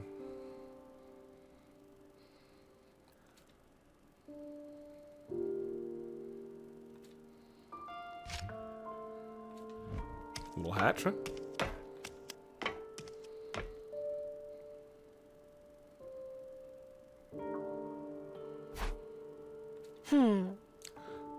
Doesn't this surprise you?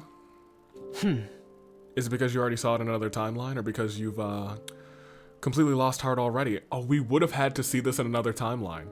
We would have had to see this in another timeline, that's true. Because to get to this point, we would have had to unlock where we just were, and to unlock that, we would have had to go through the Killing Game timeline, I think. Would we for Killing, was it Killing Game timeline? One of those timelines, and I think on a couple of those timelines, it was like this. I think pretty much the entire half of this upper timeline, this is what happened to this pod. I noticed it 3 days ago, and I've already shown it to the others. We've actually been planning on leaping, we've actually been leaping into different timelines in search of Kakoji. Oh, interesting. So far we haven't found her. A lot has happened, but we did find a ruined escape pod in one timeline. It occurred to me that this may happen in our timelines as well. I came back to check, and unfortunately I was right. As of right now, we don't know what caused the damage. We can't fix it without Tsubasa anyway. And even if Tsubasa were still with us, it would be impossible for her to fully repair it in just 2 days. We can't use the escape pod anymore. What do you think happens next? If we can't go to the artificial satellite when the omnidirectional attack launches on day 100, yeah, we die. And go back in time and loop. The only way to survive in our current situation is to stop the omnidirectional attack. For that to happen, we have to kill the baby.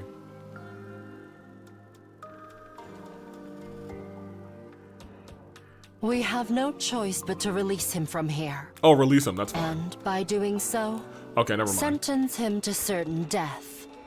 Who would ever feel good about willingly sacrificing an infant to preserve their own lives? So, I've made my decision. Are you gonna do it? You're going to leap, aren't you? Oh. Huh? You'll leap to another timeline. You want to find a way to save the baby somehow. Isn't that right? I'm glad that saving the baby, even though he's not on the list of like characters that are alive or dead on the screens, that is still a priority too. Hideko fell silent for a moment before answering. You're not wrong. I intend to steal a device called the baby jar. We have had the baby jar in the past. To do that, I have to go to the steady fundamental timeline. What is the day? Today's 97? So day 97, Hideko from this timeline is going to try and steal the baby jar. So we're going to have the baby jar somewhere on the steady fundamental timeline. Goodness gracious. Oh man, there's a lot to keep up with in this one. Okay. This is probably where we're going to end. My heart remained empty, floating about quietly in darkness. I wasn't expecting this to be how this mystery timeline ended, actually. I melted into formless void. I could no longer tell where the darkness ended and where I began. My outline was slowly dissipating like an endless sand sculpture blown by the wind. I'm glad you're awake. Today, we celebrate the arrival of our long-awaited Day 100. Yeah. Not that there's anything worth celebrating right now. We've won the war. We've defeated Veshness. We defeated Veshness on this road? Emptiness is our spoil. That is all. Are you worried about the others? Don't be. Everyone is safe. The omnidirectional attack won't be happening in this timeline. Oh? As you can see, the missiles are no longer being charged. Now, hold on a minute. Did she steal the baby jar, or did Hiruko on our timeline expected this to happen because she has been through the mystery timeline, so she had a baby jar ready for this Hiruko to steal. They won't be used to eliminate all life on this planet. Okay. Alright, I'm leaving now. Come join us on the roof as well if you're feeling up to it.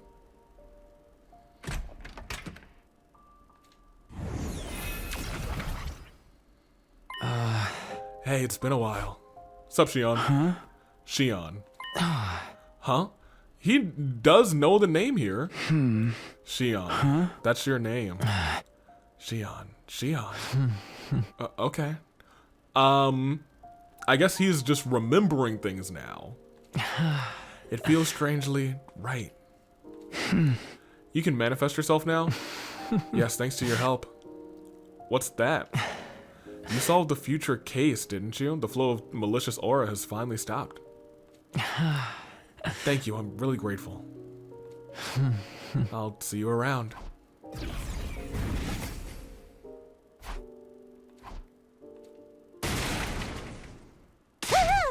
Takumi, you gotta come see this. Oh, will you quit the morose character archetype already?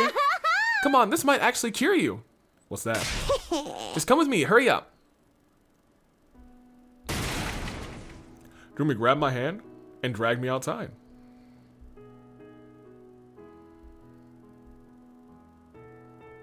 What do we all see?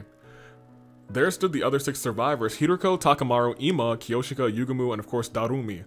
When they saw me, they beckoned me over. So we definitely needed this for the other route. Because we now have another line where this Hiruko goes and steals that jar. Get your ass over here now. Come this way. I ran with the others towards the fence and we glanced down at the schoolyard together, where we saw... What? No way. How? We can talk more in the schoolyard. Run, everyone. Yeah. Yeah. Run where? Oh. Oh? No way!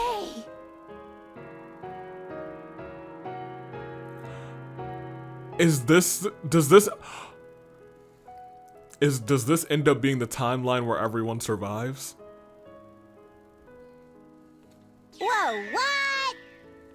How? Why? Impossible!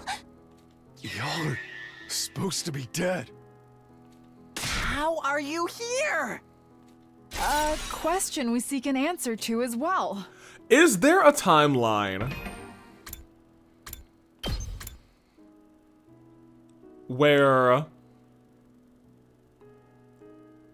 the ones who are dead here are actually alive on the other one? I don't know. We'll continue. It doesn't matter, because... It's a miracle. A miracle! Unless all these are Ys. Everybody is alive? Even Ava. Yes, we are. I'm not here for Ato though. Brother dearest? Sister dearest. Brother dearest! Sister dearest! The twins ran and leapt into each other's embrace, but I wasn't looking at them at all. My eyes had gravitated towards... Nozomi? Nozomi! Hug you, girl. Driven by an unstoppable impulse, I ran and enveloped her in a crushing hug. Takumi, what's wrong? You died. You saved my life. Sorry, it's nothing. I'm just so happy. So happy. Everyone started gathering in one spot as well, exchanging hugs, patting shoulders, rubbing cheeks. Rubbing cheeks. Shouts of joy filled the air amidst occasional sobbing. In that moment, I suddenly felt that there was someone standing behind me. When I turned around, there was no one. All that remained was a faint scent. A hint of lavender.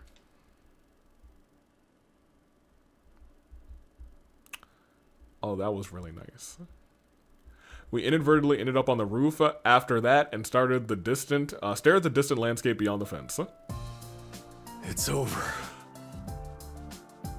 We actually have this ending here and not on the other route. The mystery ending is where we have everyone survive.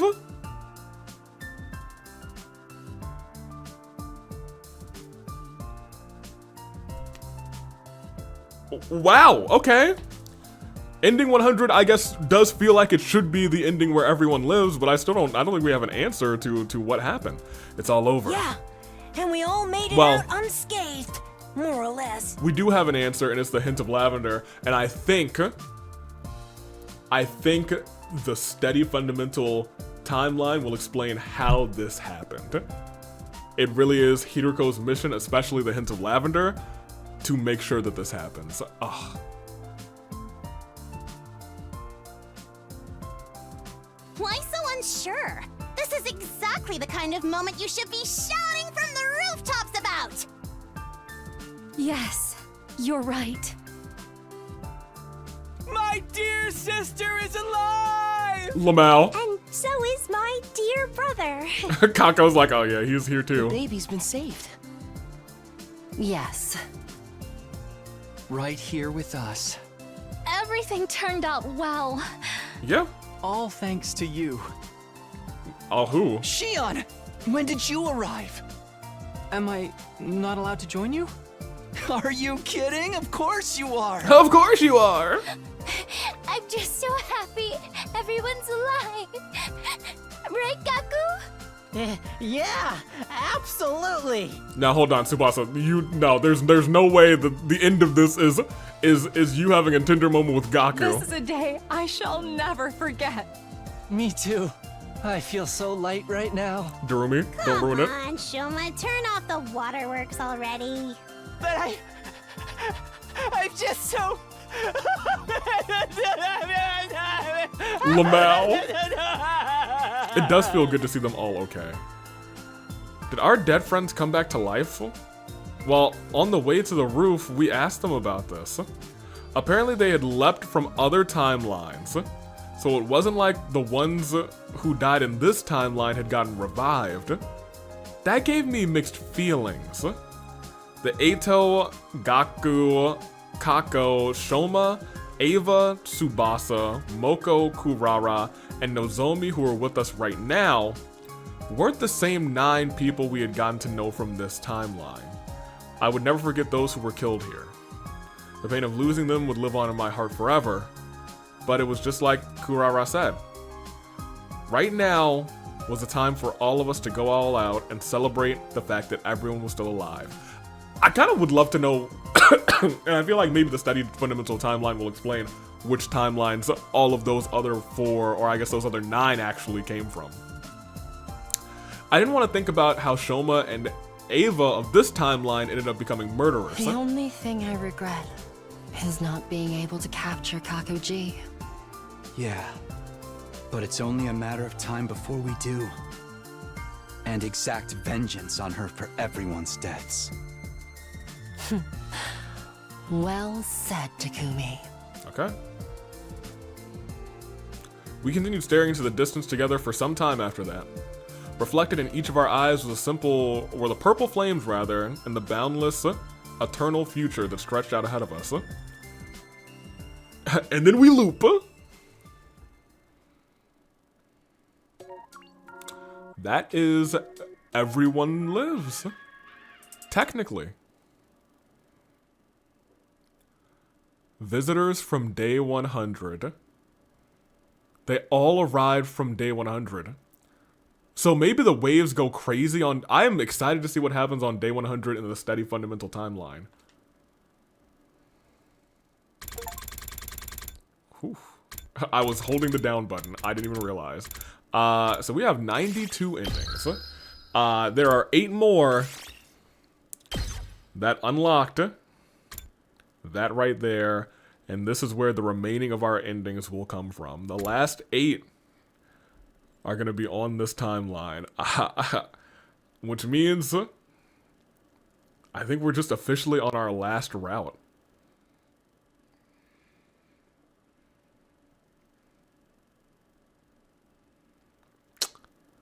Cool. I do want to come back up here. Because it is, like, interesting because this one does still say, hey, all of these people died. So part of me doesn't... It feels like this is the, hey, technically everyone survived, but they didn't. I think there's still a world where everyone survives on this one, but I feel like there may be, like... Because there's that hint of lavender, I think there might actually be, I don't know, I'm so curious.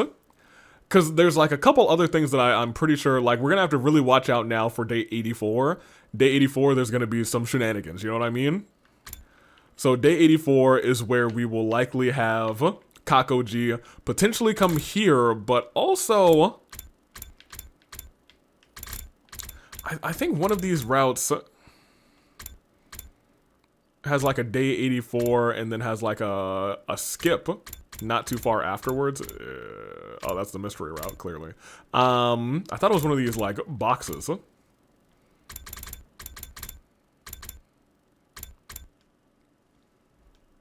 This one, 33, I think is a little, like, we die.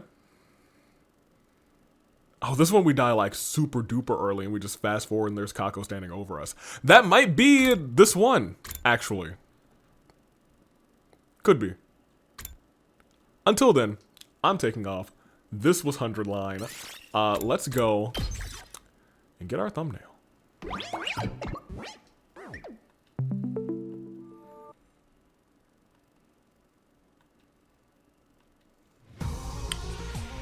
Very cool. We're at 92 endings.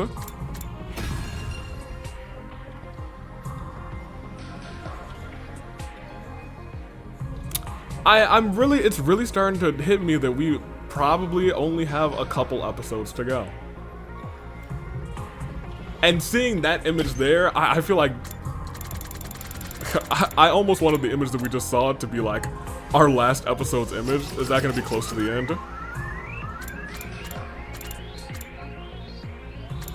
Okay, maybe not. I don't know where it actually would be. Because now we're getting to the point where most everything is done. Yeah, it is close to the end. In fact, it is the last image that's not just like kind of filler stuff.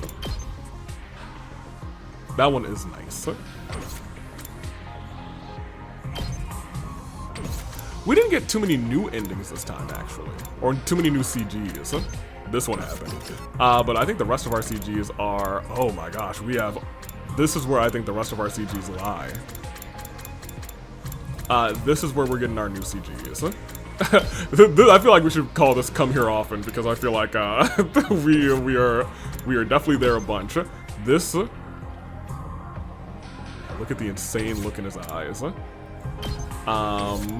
That's new. This is when Takumi attacked Takumi. Oh yeah, dude, Takumi in the distance. I didn't even see him there for a second. Okay. Very cool. I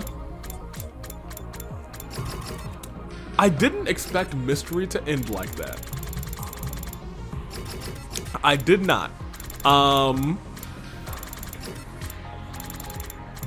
That being said, very much liked it. I know, I guess I kind of now understand what is going to happen on this steady fundamental route. It is going to be kind of filling out the, hey, this happens, this happens, this happens.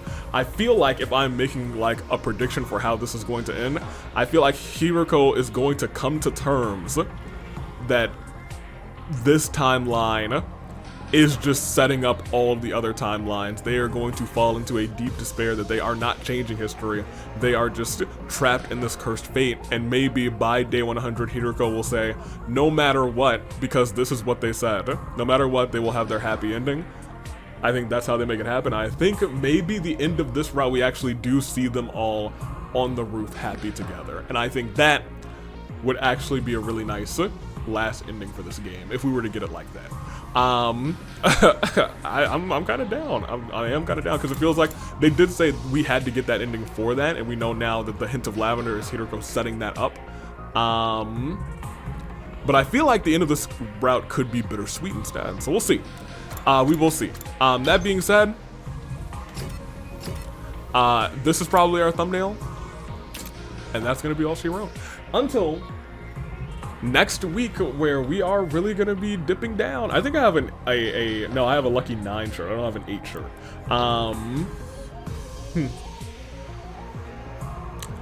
We're almost done. Man, we're almost done. I need to end this episode. I gotta render this. Toodaloo Flight Crew, as always, thank you for watching and tune in, because we are episodes away from 100 endings. And I'm starting to feel like, man, I am going to miss it. Cause there are a couple of routes in this game that made me feel something. Mainly Route 1, and I think there's a couple of other routes so I was like, oh man, they're playing with my emotions. Toodaloo Flight Crew. Thank you for watching. And I'll see you all next week.